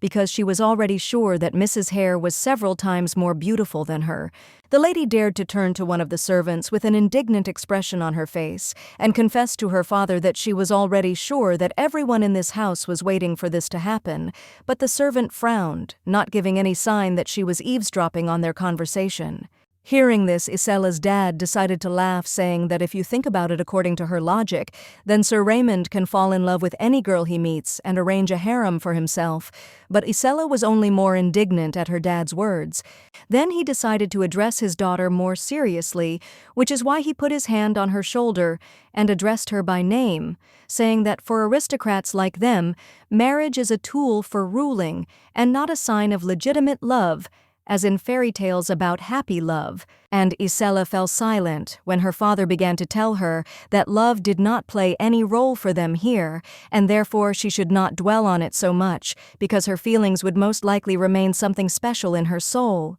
Looking up, Sir Verdict sighed as if with mockery, and a smile, asking his daughter why her fiancé would cancel the wedding in favor of a less noble family, meaning them because their family is not so influential although rich and aristocratic. The blue-eyed lady looked at him with sadness and devastation in her soul, silent when Dad tried to convince her that such a scenario was very difficult to imagine, because Raymond was not the kind of person who would choose her when he could marry a more influential and aristocratic lady like a hero of the people. And she got angry at her own father, looking at him with malice, because when she tries to tell him about her feelings, but he begins to explain to her all the subtleties of the aristocracy, and that those around her seem to want only benefits like him, although no one is sure of that. Isela's father seemed to have read her thoughts, because he suddenly made her raise her chin, because he grabbed her face with his hand, which surprised and frightened the always dissatisfied and arrogant girl who already felt that her father wanted to tell her something. He leaned towards her as close as possible and spoke sternly, saying that since her arrival here she had been behaving too naively and nervously, which frightened the lady more than anything else, but she still looked at him with painted eyes. Verdict even looked at the servants and asked his daughter demonstratively whether she was being treated badly here, if she had become nervous lately, and his look only made the maid more upset, as if all of Isela's worries were only her fault, but everything was far from simple. Then Isela decided not to remain silent, but to start by grabbing her dad's wrist, with such a trembling in her hands that anyone could easily understand that she was very worried and anxious about something, but this only meant that she didn't want to confess something terrible to her dad. She closed her eyes at the moment when her father had already lowered her hand, and the blonde, with fear and some shame, told her father that she had recently had a nightmare that she remembered for the rest of her life, because even now it sent chills and goosebumps through her body. Namely, she decided to tell Dad about that very vision, very realistic and scary, confessing that she saw in her room the corpse of Nancy, the same maid who serves Mrs. Karen Hare. Hearing this, Isela's father for some reason did not fall into horror, and most importantly was not even surprised, but was slightly puzzled looking at her and asking her if that same maid really existed in reality, which did not calm her down but only alarmed the blonde even more. Being calm, he decided to calm his daughter down too, so Verdict put his hand on his daughter's shoulder and made her sit on the blue sofa, asking her why she didn't call that same maid to be finally sure that she was alive or not. But Isela did not even raise her head to him, as if from incredible fear and embarrassment she was not ready to open up, so with her head down she told him that the maid immediately after the vision disappeared somewhere, or rather, 2 days after they arrived at this terrible house. Hearing this, Verdict was surprised, and now became wary, also sitting down next to his daughter on the divan, and answering her that quite a lot of time had passed since their arrival. And also he did not finish his sentence, as if his thoughts were louder and he did not know what to say. And Dad continued to be near his daughter, who it seemed did not calm down, but only became more worried, trying to sit closer to her father and tell him what, for her, was a real nightmare in reality. Her face showed genuine horror and confusion because she confessed to her dad that she had not seen Nancy since she had seen her corpse, which terrified her so much that she could not live peacefully in this seemingly ordinary mansion. And while Isela was worried even more and confessed her fears to her dad, the main character was in a bright room into which the morning light penetrated, which decorated a variety of snacks with dishes and cookies with muffins. And the red-haired lady stood in the middle of the room doing nothing, while the head maid with a neat hairdo put a corset on her waist and told her that it was not worth changing maids as often as gloves, to which Karen agreed. Sighing, the lady with the monocle looked at the protagonist's back and told her that despite all this, she should seriously think about who would become her personal maid after Nancy, if she was no longer there, and it was the head maid named Helen who told her this. Helen also told the protagonist that Donna was not yet ready to be near a noble lady as her personal maid, and the girl behind Helen was indeed unsure looking at the floor, but Karen still asked, didn't Imion Donna serve her well? The beautiful lady with ruby hair smiled and looked at everyone as if with a joke and said that it was thanks to Donna that she managed to meet Sir Raymond, like this is now a real achievement. Hearing this, Helen continued to pull the corset tighter and turned away from Karen, indignantly saying that everything was completely wrong. But in response, the protagonist only said with a smile that today she would even have dinner with him. With a sneer, the red-haired lady admitted that Donna had helped her meet her fate,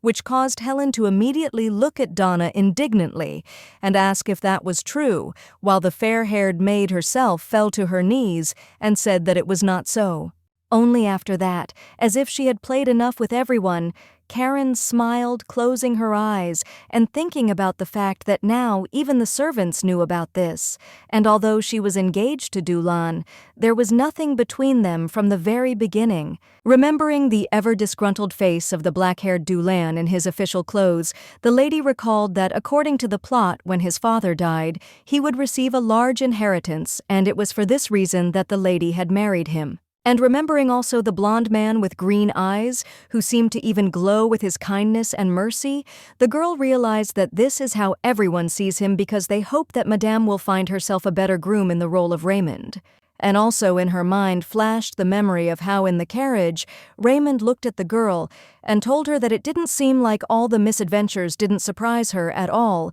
Karen thought that there was nothing surprising in the fact that she could look at Raymond as a groom, but everything was completely different from the plot. But in an impulse to remember everything that happened in the past, the red-haired lady was surprised at first not to notice how Donna, feeling guilty for allowing the lady to meet with Raymond, knelt down in front of the heroine and began to ask for forgiveness, which made Helen grab her head in anger. The ruby-haired lady smiled as sweetly as ever, telling Donna that it was all her fault, and also telling Helen that she would not be blamed for anything, an ordinary maid who was only doing her job. But in response, Helen only raised her eyebrows and told Karen that there was no point in trying to cover for her, because Donna would be punished as she deserved anyway, for trying to introduce a lady to Raymond on purpose. The red-haired lady just looked at her coldly and angrily, as if she didn't even want to listen to her anymore because she thought that Helen was treating her like a daughter, taking on the role of a strict mother,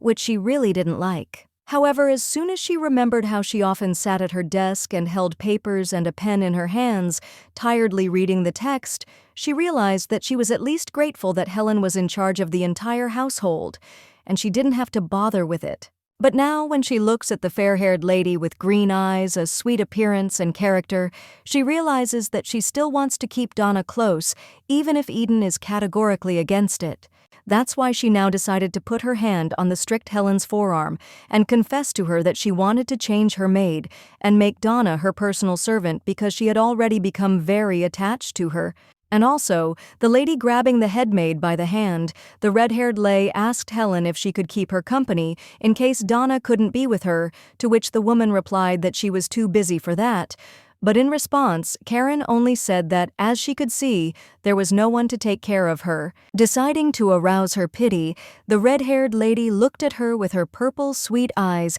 and sadly said that she would be incredibly lonely without Donna, which is why she asks her to make Donna her personal maid. And then Donna fell silent, looked at the protagonist, and eventually realized that she could not refuse her, especially if the lady was asking her for it so persistently.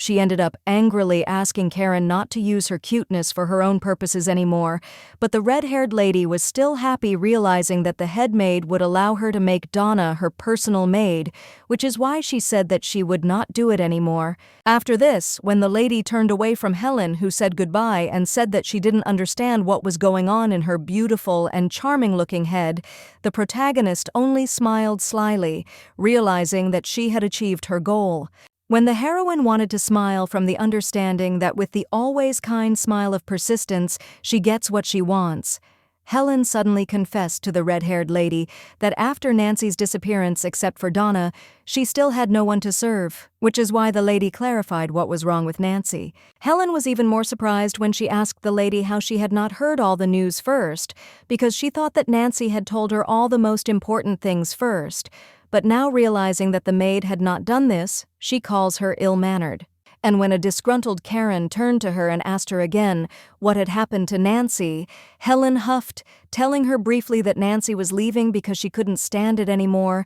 Also grabbing the red-haired main character by the shoulders, Helen admitted that according to Nancy, she not only can't be here anymore because here she sees people in whom you can't be 100% sure. This made the protagonist clench her fist, thinking that it simply couldn't be possible, that Nancy had simply left the mansion, and that's why she didn't believe a single word the headmaid said. With her glowing purple eyes, she looked at the floor and thought that she had definitely killed her, and she was even as sure of it as possible, which is why she was now asking herself if the plot had really gotten so twisted that even she herself didn't understand anything. Her face showed anxiety mixed with anger and hatred, irritation that everything was not going according to plan, because the lady was also trying to understand if there were hidden actions of an unknown person who might have gotten rid of her corpse in secret from everyone. After some time, Natal had that same joint dinner of the families in one of the rooms, thanks to which Raymond Carandoulin with Verdict and Isela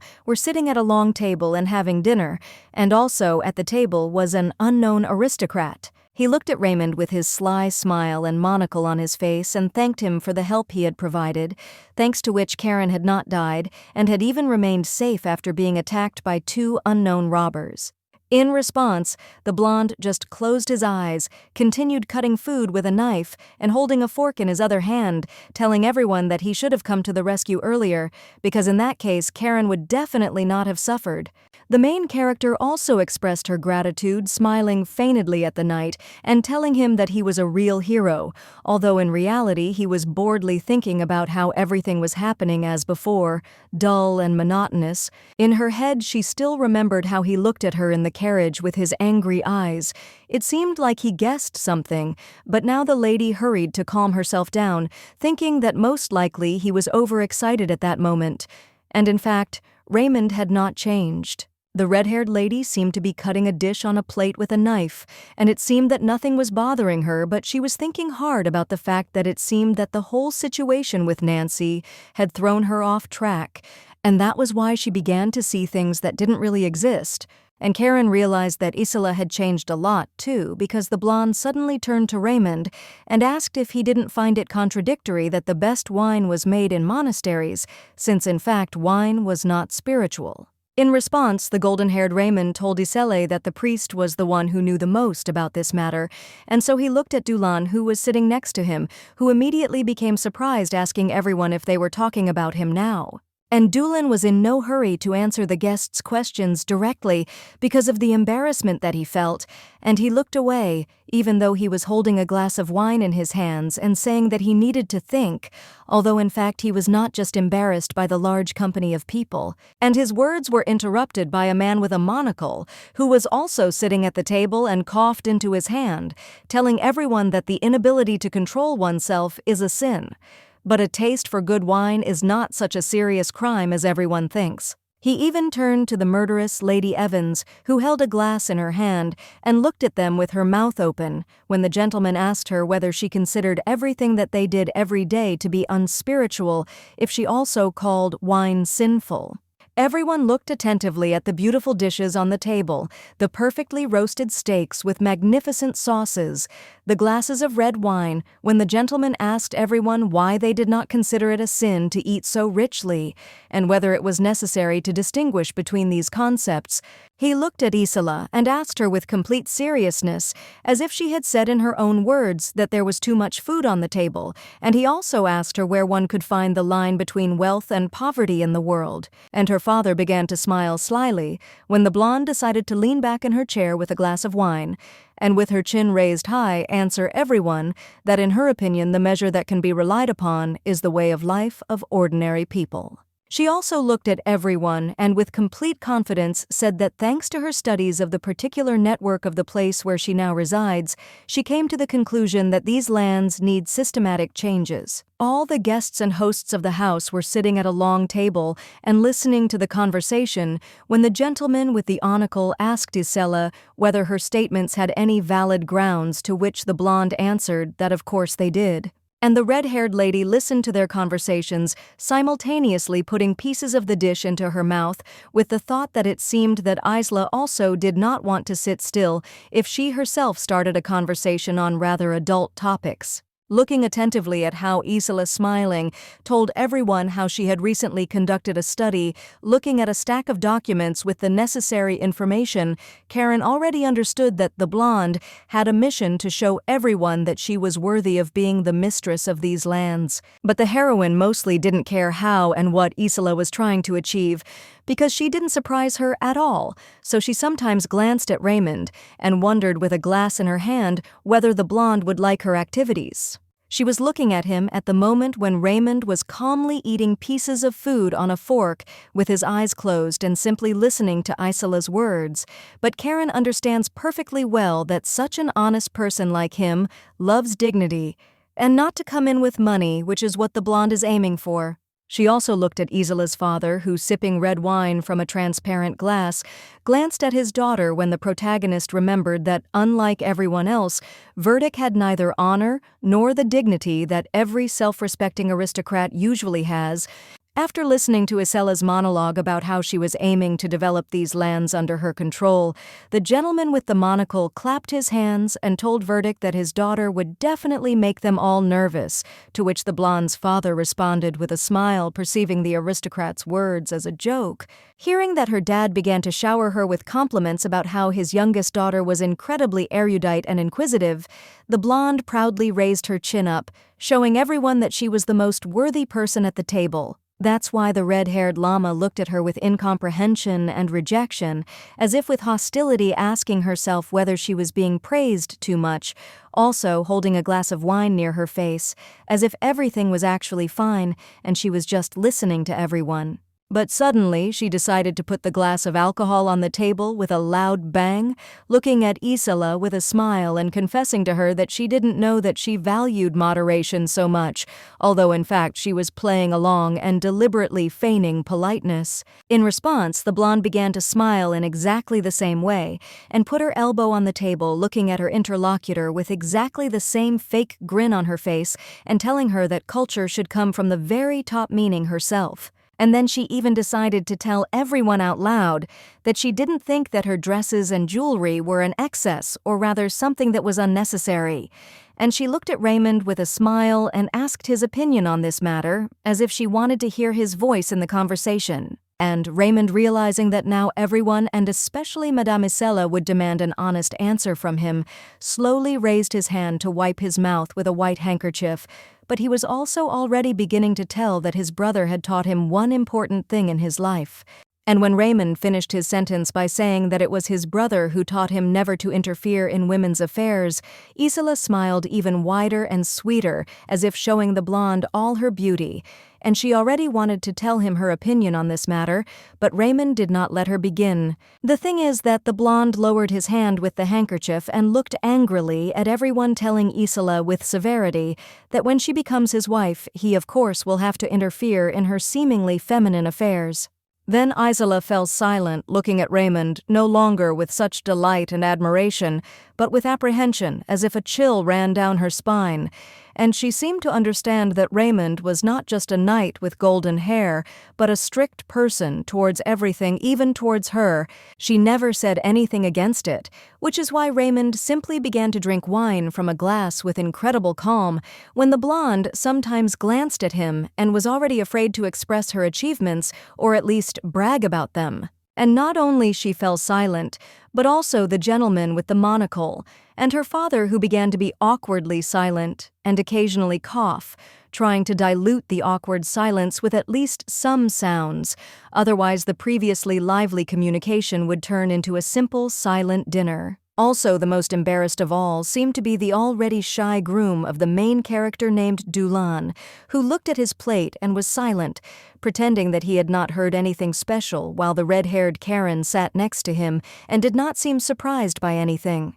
And it was she who decided to break the silence first, looking at Isela and putting her hand on her cleavage with a smile, telling everyone with cunning that she was still happy about everything, because she was sure that Isela had started talking about excess only because the table with dishes turned out to be wonderful. And Isela still couldn't say a word because she was looking at them with a blush on her face from shame, while the protagonist managed to say that she was glad that she liked the dishes on the table so much that she decided to talk about something unnecessary. Sometime later, waiters arrived in the hero's room with new dishes, and each of them hurried to serve the aristocrats their own plates with what was probably an incredibly rich dinner. And as soon as the servants lifted the cloche, everyone saw on their own plates an exquisite salad, the main decoration of which was a small fried chicken the size of a lemon, cut in half, which is called ortolan, and is fattened for a month and then aged in expensive cognac. The first to react to such a dish was the blonde Isela, who even blushed from indignation and began to look at the dish with unusual disgust, considering what she was served to be gluttony, as if she was now looking not at a dish, but at the most tasteless porridge. And Raymond hurried to look at her with a slight grin and suspicion, who on the contrary called the person refined and incredibly unusual, and also looked at the bride precisely because he wanted to dispute her dissatisfaction. The lady with golden hair blushed even more, which is why she was even afraid to look at Raymond, who dared to ask her if her sin in the form of luxurious clothes and dresses and jewelry was not the only one, because it seemed that she was spoiled in food too. And Verdict decided to support his daughter, putting his hand on the shoulder of the already uncertain blonde and telling Sir Raymond that he was too cruel to her because his daughter still does not understand many things and also allows herself many things. In response, the blonde man with golden hair simply closed his eyes and with unapproachable calmness said that he had already understood that Lady Isela was demanding of everything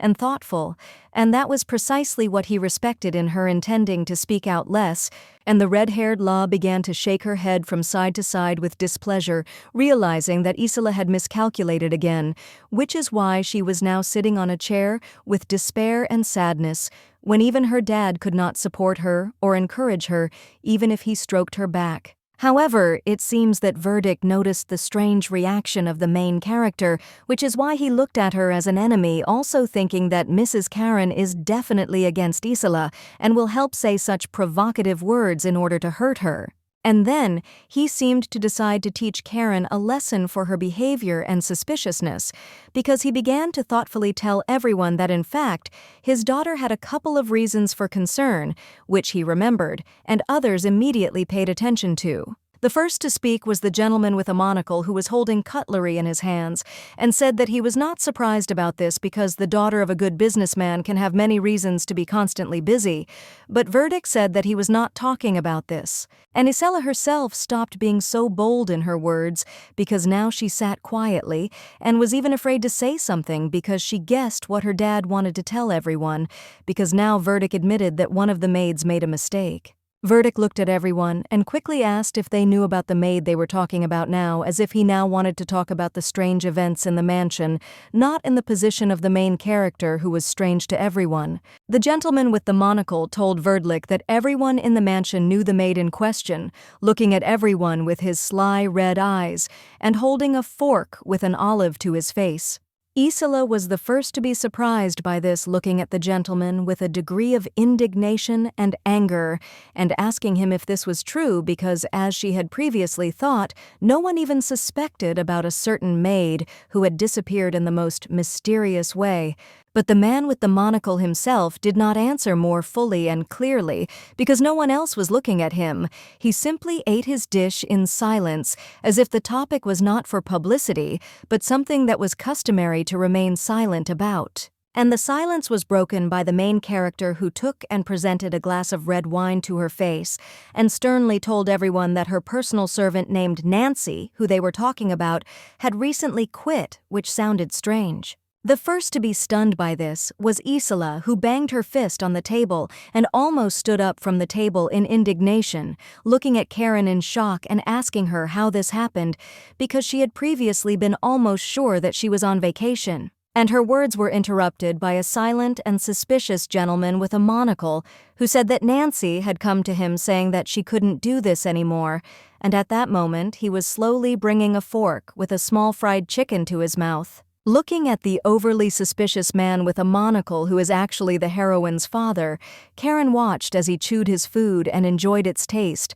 while the protagonist thought about who he saw on that fateful day and who he talked to that he was behaving so strangely. Clutching her fork in anger, the red-haired protagonist looked at him with silent, quiet horror and shock, wondering how he could talk to his daughter and hear her voice if she killed her with her own hands. She did not react to the gentleman's words in any way, but simply changed the subject, playing the role of a naive llama who looks at the table with sadness, telling everyone that the incident made her sad. But Karen's father said that there is nothing wrong with silence. And hearing this, the fair-haired Verdict only sighed and told everyone that at least the issue was resolved, and therefore there was nothing more to worry about, as if he completely believed the master's words, although in fact he did not believe anyone present. He gently pushed his daughter from behind and hinted to her not to be so tense anymore, telling everyone that they could calmly enjoy their dinner. But Isela didn't even seem to want to eat anymore, because she seemed to be sitting on pins and needles,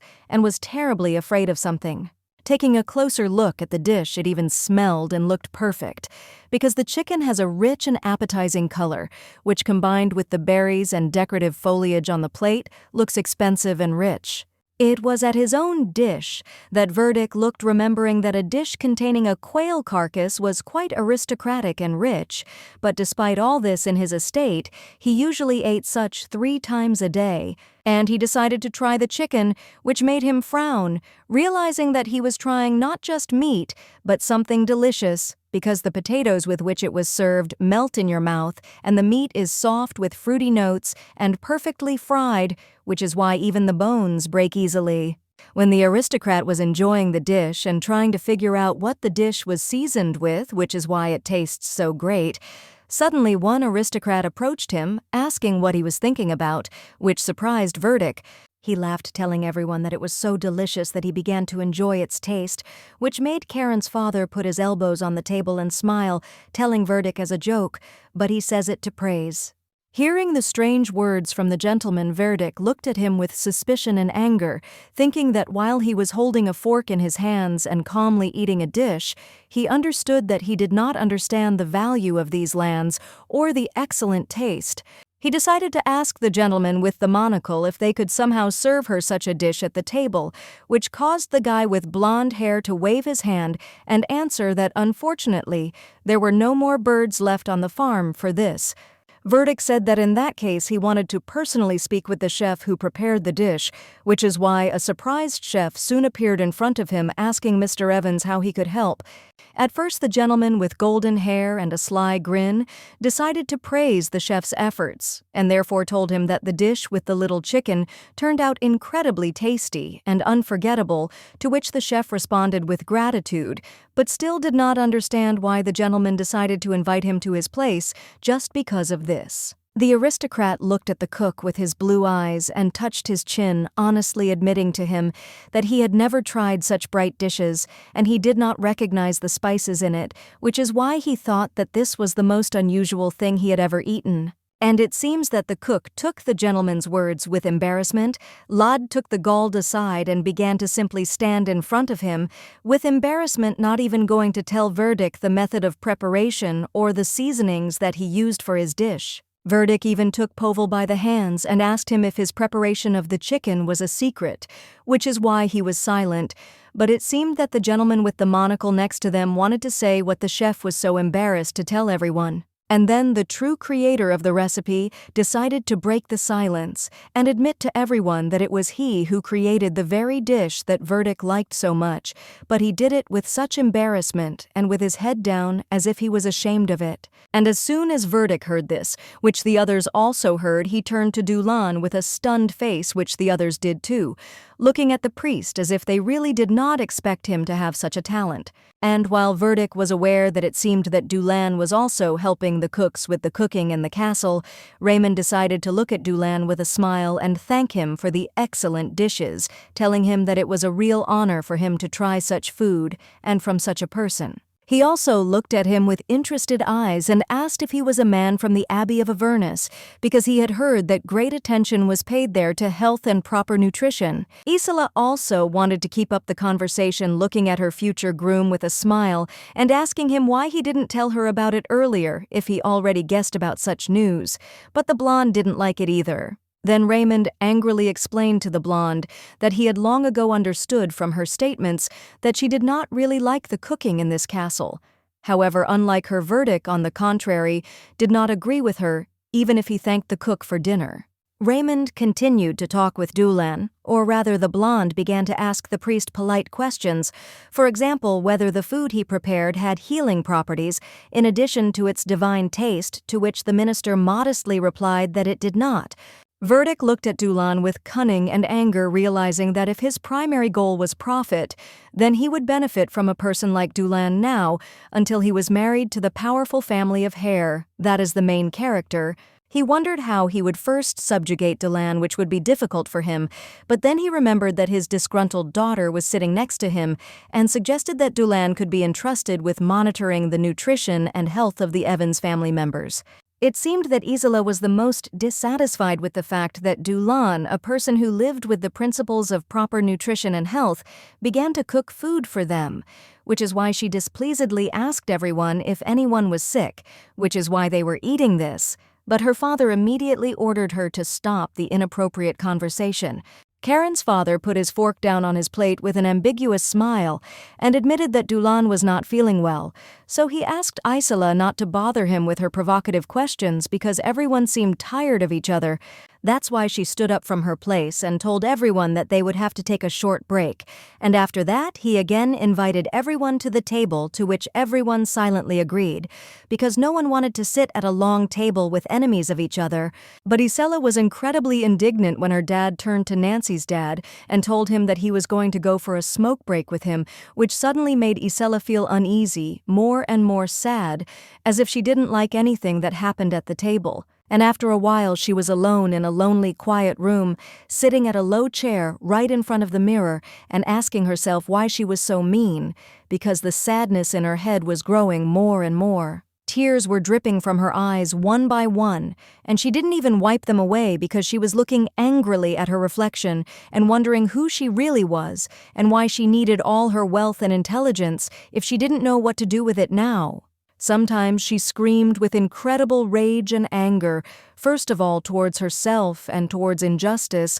asking the whole world with screams why they don't pay attention to her when she invested a huge amount of money in her appearance, and even hair is rich and well-mannered, but all the attention goes to Karen. Looking at her reflection with hatred and the fear that it was all in vain, she screamed and told herself that she had spent a lot of money on cosmetics and dresses with incredible decorations, but only now she realized that the most important thing was missing from her. And a fleeting memory of her own father saying with a sneer and rolled eyes that for the nobility marriage was just a deal flashed through her mind, but his words brought back to Isela something that had always hurt her heart. She looked down and suddenly fell silent, feeling tears roll down her cheeks as she remembered that, in fact, her father had never loved her mother and therefore had told her about the futility of love for a reason. When she was very little and lived in a mansion, he often noticed how his father had a more beautiful woman and younger than her mother, with whom he hugged and kissed, telling her pleasant words about love.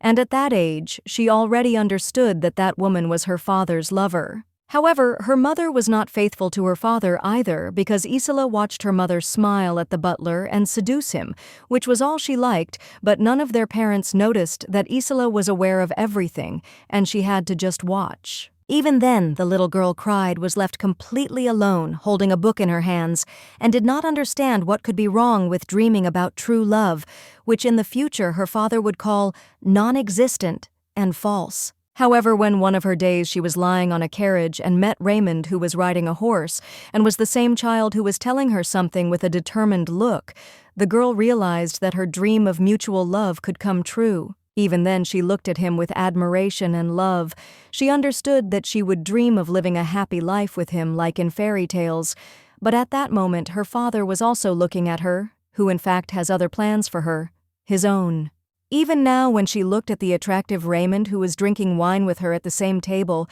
she knew that Raymond was not like her, and that was why she fell in love with him, although she still did not receive reciprocity. Then she decided to raise her head as proudly and sternly as a soldier looking at herself in the mirror, and first of all promising herself that Raymond would be her husband no matter what happened and no matter what she had to do for this, with full confidence that the blonde would get her fiancé because she was literally sold to the family. He left his room and decided to walk down the hallway going down the stairs, but suddenly she heard Raymond's voice where the white curtains swayed in the wind. And when she decided to go down to take a closer look at what was happening, the first thing she noticed was Raymond, who was smiling slyly at her on the balcony, and as it turned out, was not surprised by her appearance while Isela was amazed by him. But what surprised her even more was that immediately after this, he turned away from her and began to smile at the person standing in front of him, even holding his hand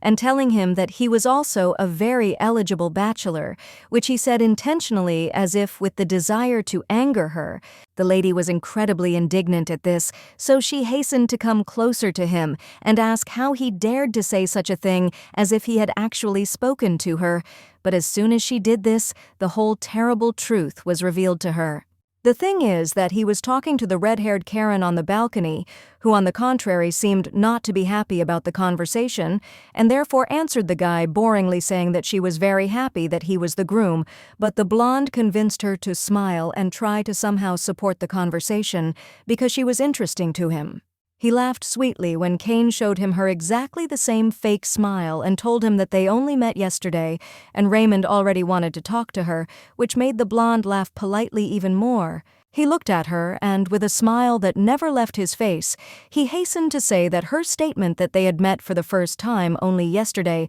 was a complete lie. And when he confessed to the heroine that she knew him for sure, Isela, who heard this, was so surprised that she froze in place with such an expression on her face as if she had heard something terrible for herself. In fact, a couple of hours ago, when Isela looked at the faces of those who were in a hurry to leave the table, offering the gentleman with the monocle to smoke together, she did not suspect that at that moment Raymond did not just want to take a break from everyone. The thing is that her most beloved fiancé was not looking at her, but at the red-haired lady, which was what her fiancé Doolin was doing, while at that time Karen simply got up from the table and wanted to walk along the corridors. And the main character walked down the corridor silently looking at Verdict and the gentleman with the monocle who was walking ahead of her and talking about cigars, not even noticing Karen behind her, to whom no one had paid much attention, until a certain moment. She looked at them with a fake grin and realized that all she had from the real plot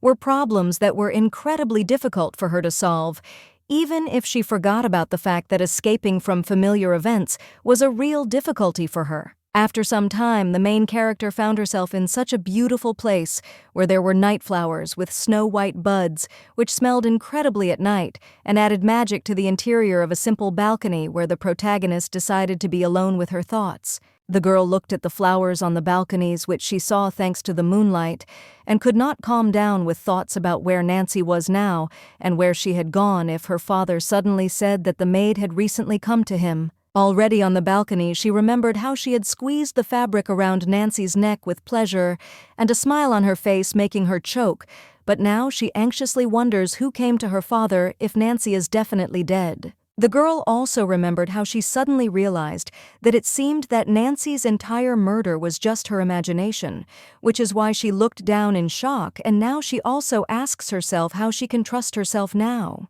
After that, memories flashed through her head of how she sat alone on the floor with her head down and could not find the strength in herself, and now she does not understand whether she was going crazy and whether she can distinguish reality from fiction. Taking the purple rose in her hands and examining it, the red-haired lady thought about her problems, and that in the end, she needed to rely only on facts if she could imagine such plausible visions or if it was all reality. Because of her doubts, she remembered what Isela said a couple of days ago with anxiety on her face, and the thing is that she did not admit to her that she saw a body in her room, which is why Karen now understands that it seems the girl would not lie. But the girl still broke off the purple petals from the rose, thinking that on the day of the murder she was sure that she had enough time to kill Nancy, let alone hide her body, so that no one, not even Isela, would find it. She also remembered carefully how she saw her own father in front of her, who looked calm and ate with a fork, telling everyone that Nancy had recently quit of her own free will,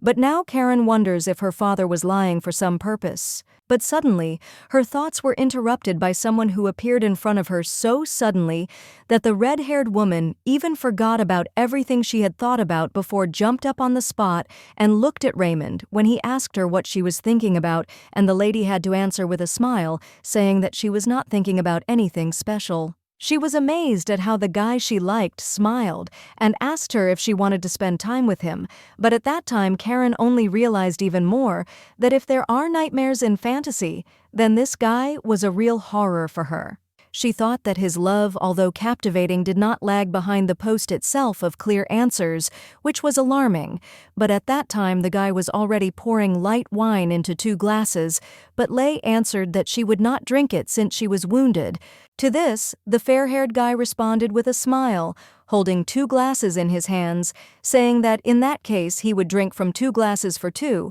but the irritated lady asked in response why he shouldn't drink straight from the bottle. Then he decided to calmly put the glasses of wine on a small table near him, telling the lady with a smile that it seemed she was angry with him, which caused the lady to turn away, asking in response whether in his opinion she had any reason to be happy. And the guy didn't answer this, only leaning closer to the protagonist and whispering near her ear that he was sure that they would have fun together. But only because of this, the house became even more angry, not understanding what the already suspicious Raymond wanted to achieve. He even looked at her with a not sincere, charming smile, as if he wanted to get only her attention, telling her that in fact, ladies went to war in droves just to see him.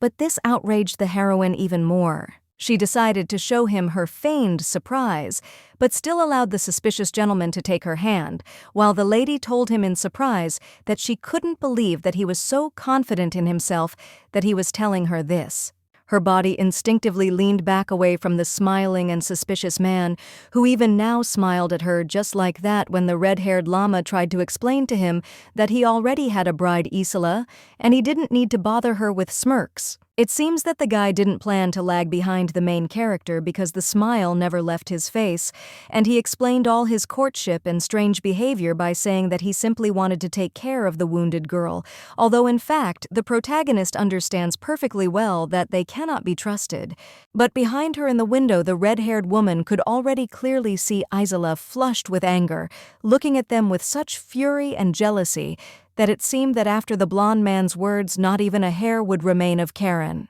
She really had been watching them through the window all this time and was burning with anger with the brightest flame, looking at Raymond and not understanding how he dared to behave so provocatively and impudently despite the fact that he knew perfectly well that the blonde would be his bride in the future. And although the red-haired lady asked the guy to leave her alone as soon as possible, in reality, she wanted Isela to go crazy over this incident, doing all this out of spite, and looking at Raymond, who at that time was looking at her hand and saying that he was only asking to be with her for at least 1 second. But suddenly he raised his eyes to her and honestly admitted that her face looked very sour and dissatisfied. But this did not make the heroine softer, only looking at the blonde and thinking that it was precisely because of his presence. In order apparently to smooth the conversation and talk about at least something, the blonde straightened up again and decided to tell the heroine with a proud smile on his face that he was in fact an enviable groom, whom all the girls in the area were.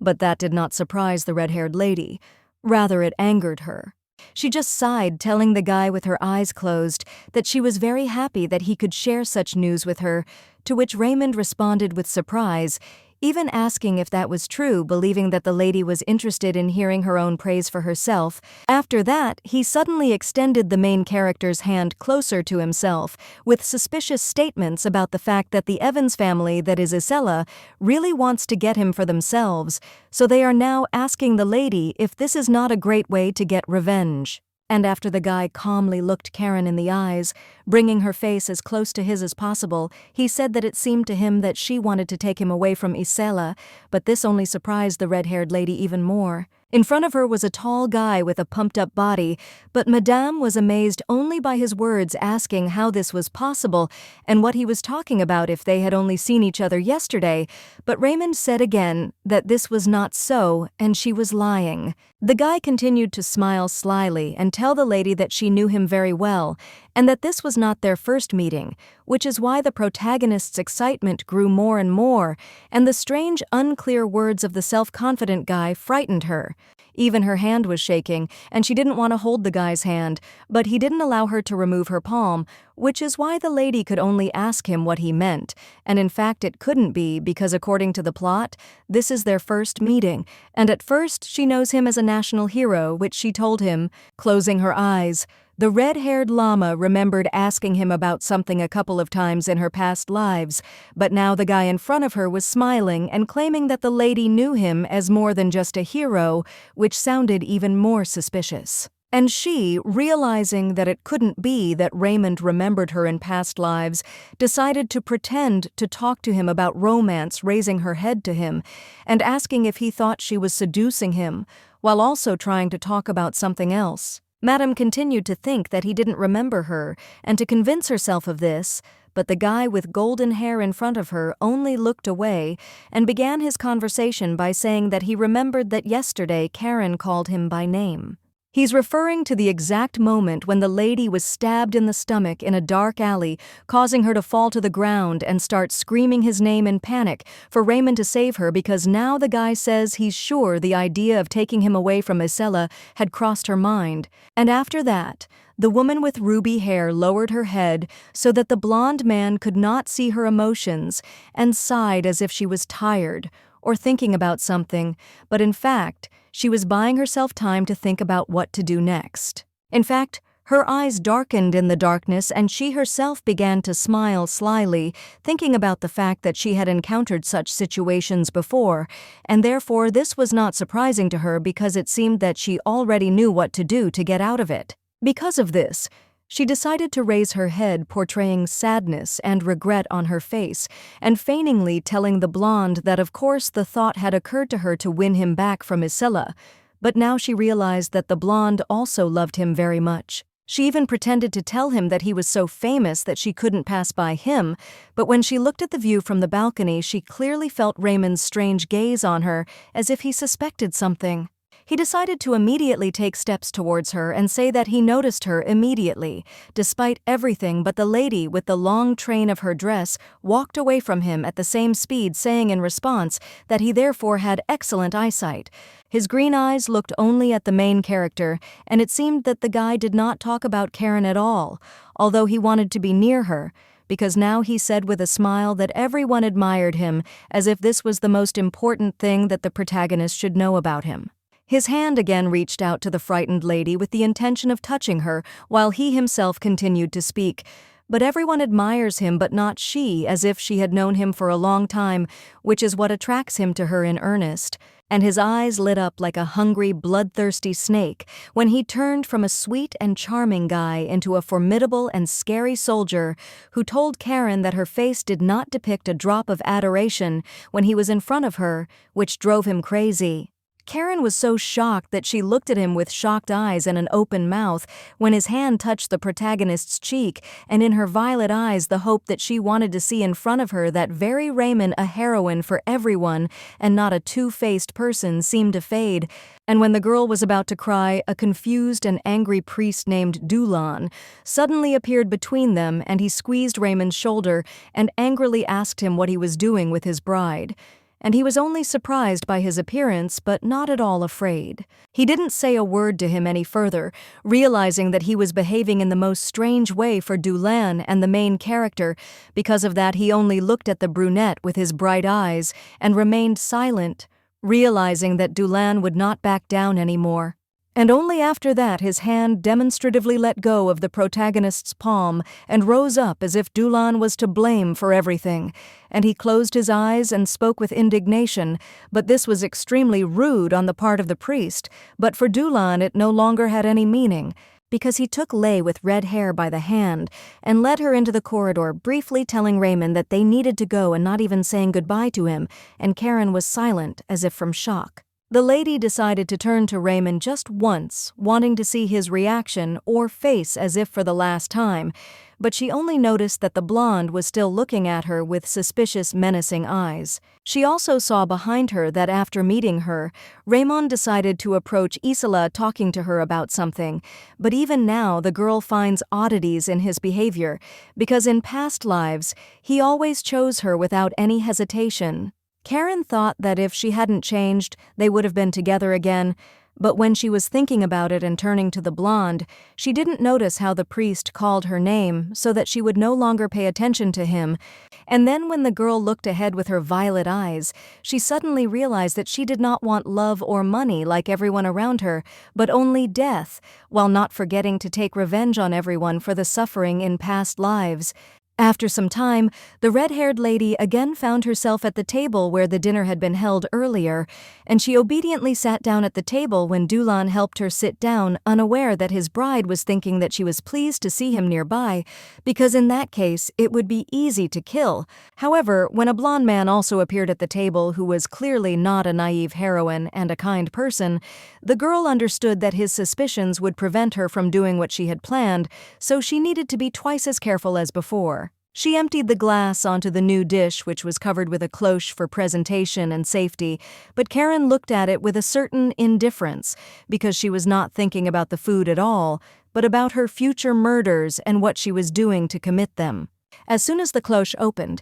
she seemed to see a dish that was not hers but Raymond, whom she had killed as food, who did not open his eyes and was decorated with his own blood, and she thought this for the reason that she understood that she could try to kill the main character for a new path in life, and she willingly took the knife in her hands as if intending to cut her favorite victim. But at the same time she asks herself, the question, will the same thing happen this time? if she tries to kill Raymond and make him her main victim. However, she imagined the blonde not just dead in his plate, but smiling at her so sincerely and beautifully that the lady wondered whether this guy would fall in love with her this time, or whether everything would turn out to be more interesting. And the next morning, when Verdieu was sitting on the sofa in his uniform and spreading butter on his bread, he asked his daughter why she had called him so early, since the previous night they had stayed up late at dinner and had only fallen asleep in the middle of the night. However, when he looked at his daughter to understand why she was not answering,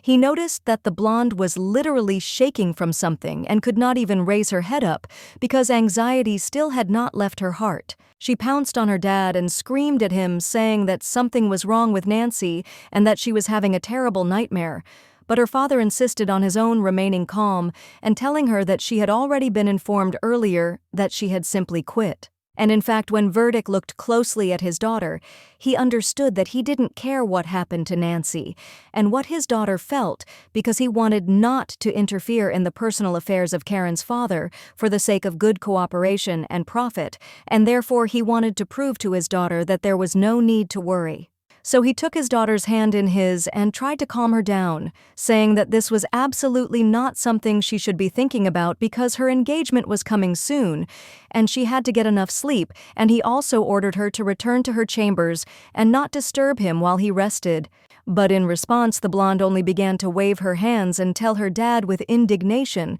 saying that it seemed to her that Nancy could have been killed by one of the servants, or that the Lord himself had destroyed her, and she also said that he could have turned this to their advantage, made a profit out of it. However, as soon as she said anything about that night when she first saw the strange, terrible vision in her room, Verlick hit the table with his fist with such force that Isela jumped back from him again, unable to speak from fear. With a tired look due to his lowered head and tired voice, Verdict sternly told his daughter not to say anything more about this topic. But Isela still looked at him as if she had not expected this from him at all. Telling his daughter through clenched teeth that he had nothing to say to the owner of the house or to object to him in any way, he grabbed Isela by the forearm and gave her an incredibly hard blow, ordering her not to waste any more time on nonsense and to concentrate on business. And when the frightened and silent Isela looked at her dad, Verdict once again told her with all his anger that they had no right to even present anything to the lord of this estate,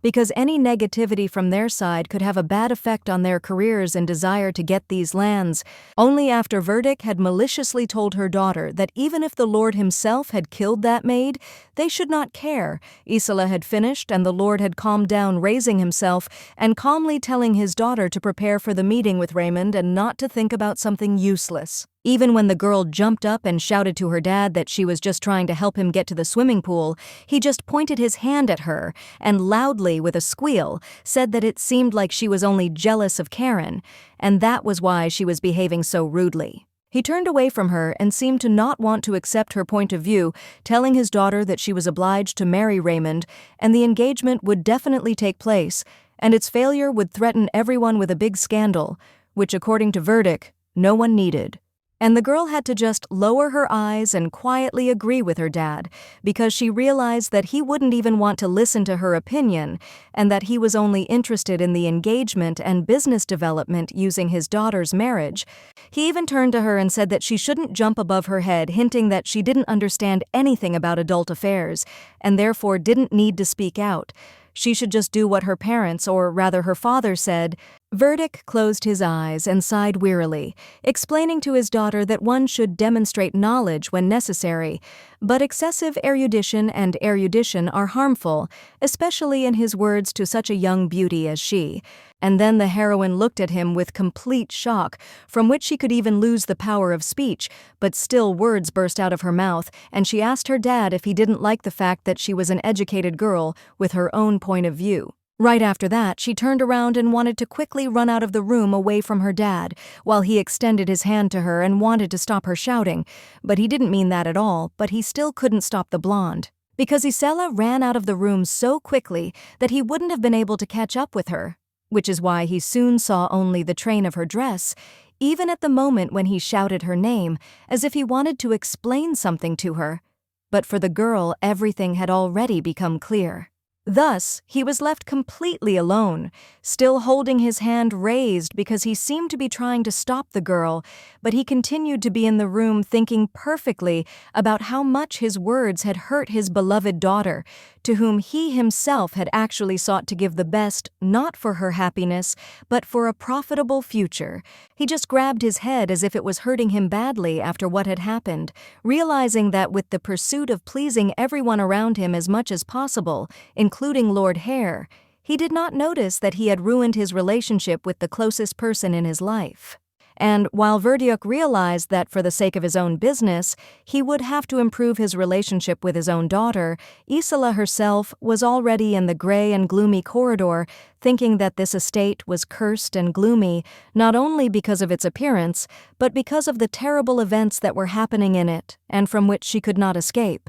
The girl touched the gray wall and spoke angrily to herself, saying that even the doors and windows and interiors were the same, which made her incredibly angry, and made her always nervous, like she was in some hospital with scary corridors. And she entered her room with blue sofas, white walls, and a miniature wardrobe near one of them, telling herself that she herself did not care about this house or its inhabitants, and she gradually walked deeper into the room. The girl touched her white dress, which looked more like a nightgown with her thin hands, and told herself that she only needed Raymond, and that she should focus on him even though she was afraid of everything she saw in this mansion. However, as soon as she even looked at herself in the mirror, she saw her tired gaze, her stress-weary face, and her sad expression telling herself that it was all unbearable, also because she remembered her father's words very well. In her head, she clearly recalled the most beautiful features of Karen's appearance: her smile, gorgeous hair, and eyes with lush eyelashes,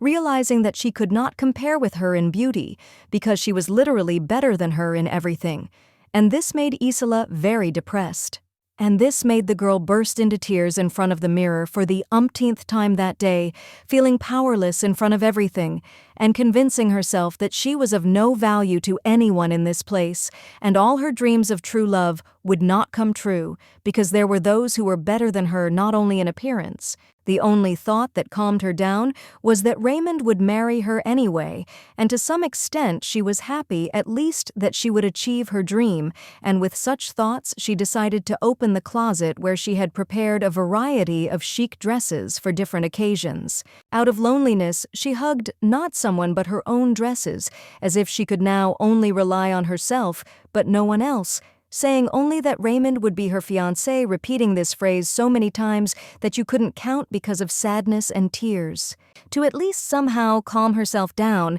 she imagined Karen and Doolin as husband and wife, but old and twisted, thinking that they would be like that in the future, and then it would be they who would envy her, and not she, the protagonist. She was already imagining herself with Raymond, who was only happy to see her, and smiled. Which is what Isela does when they are both in paradise where the sun shines. There is a clear sky and warm air which they will enjoy being happy and loving each other.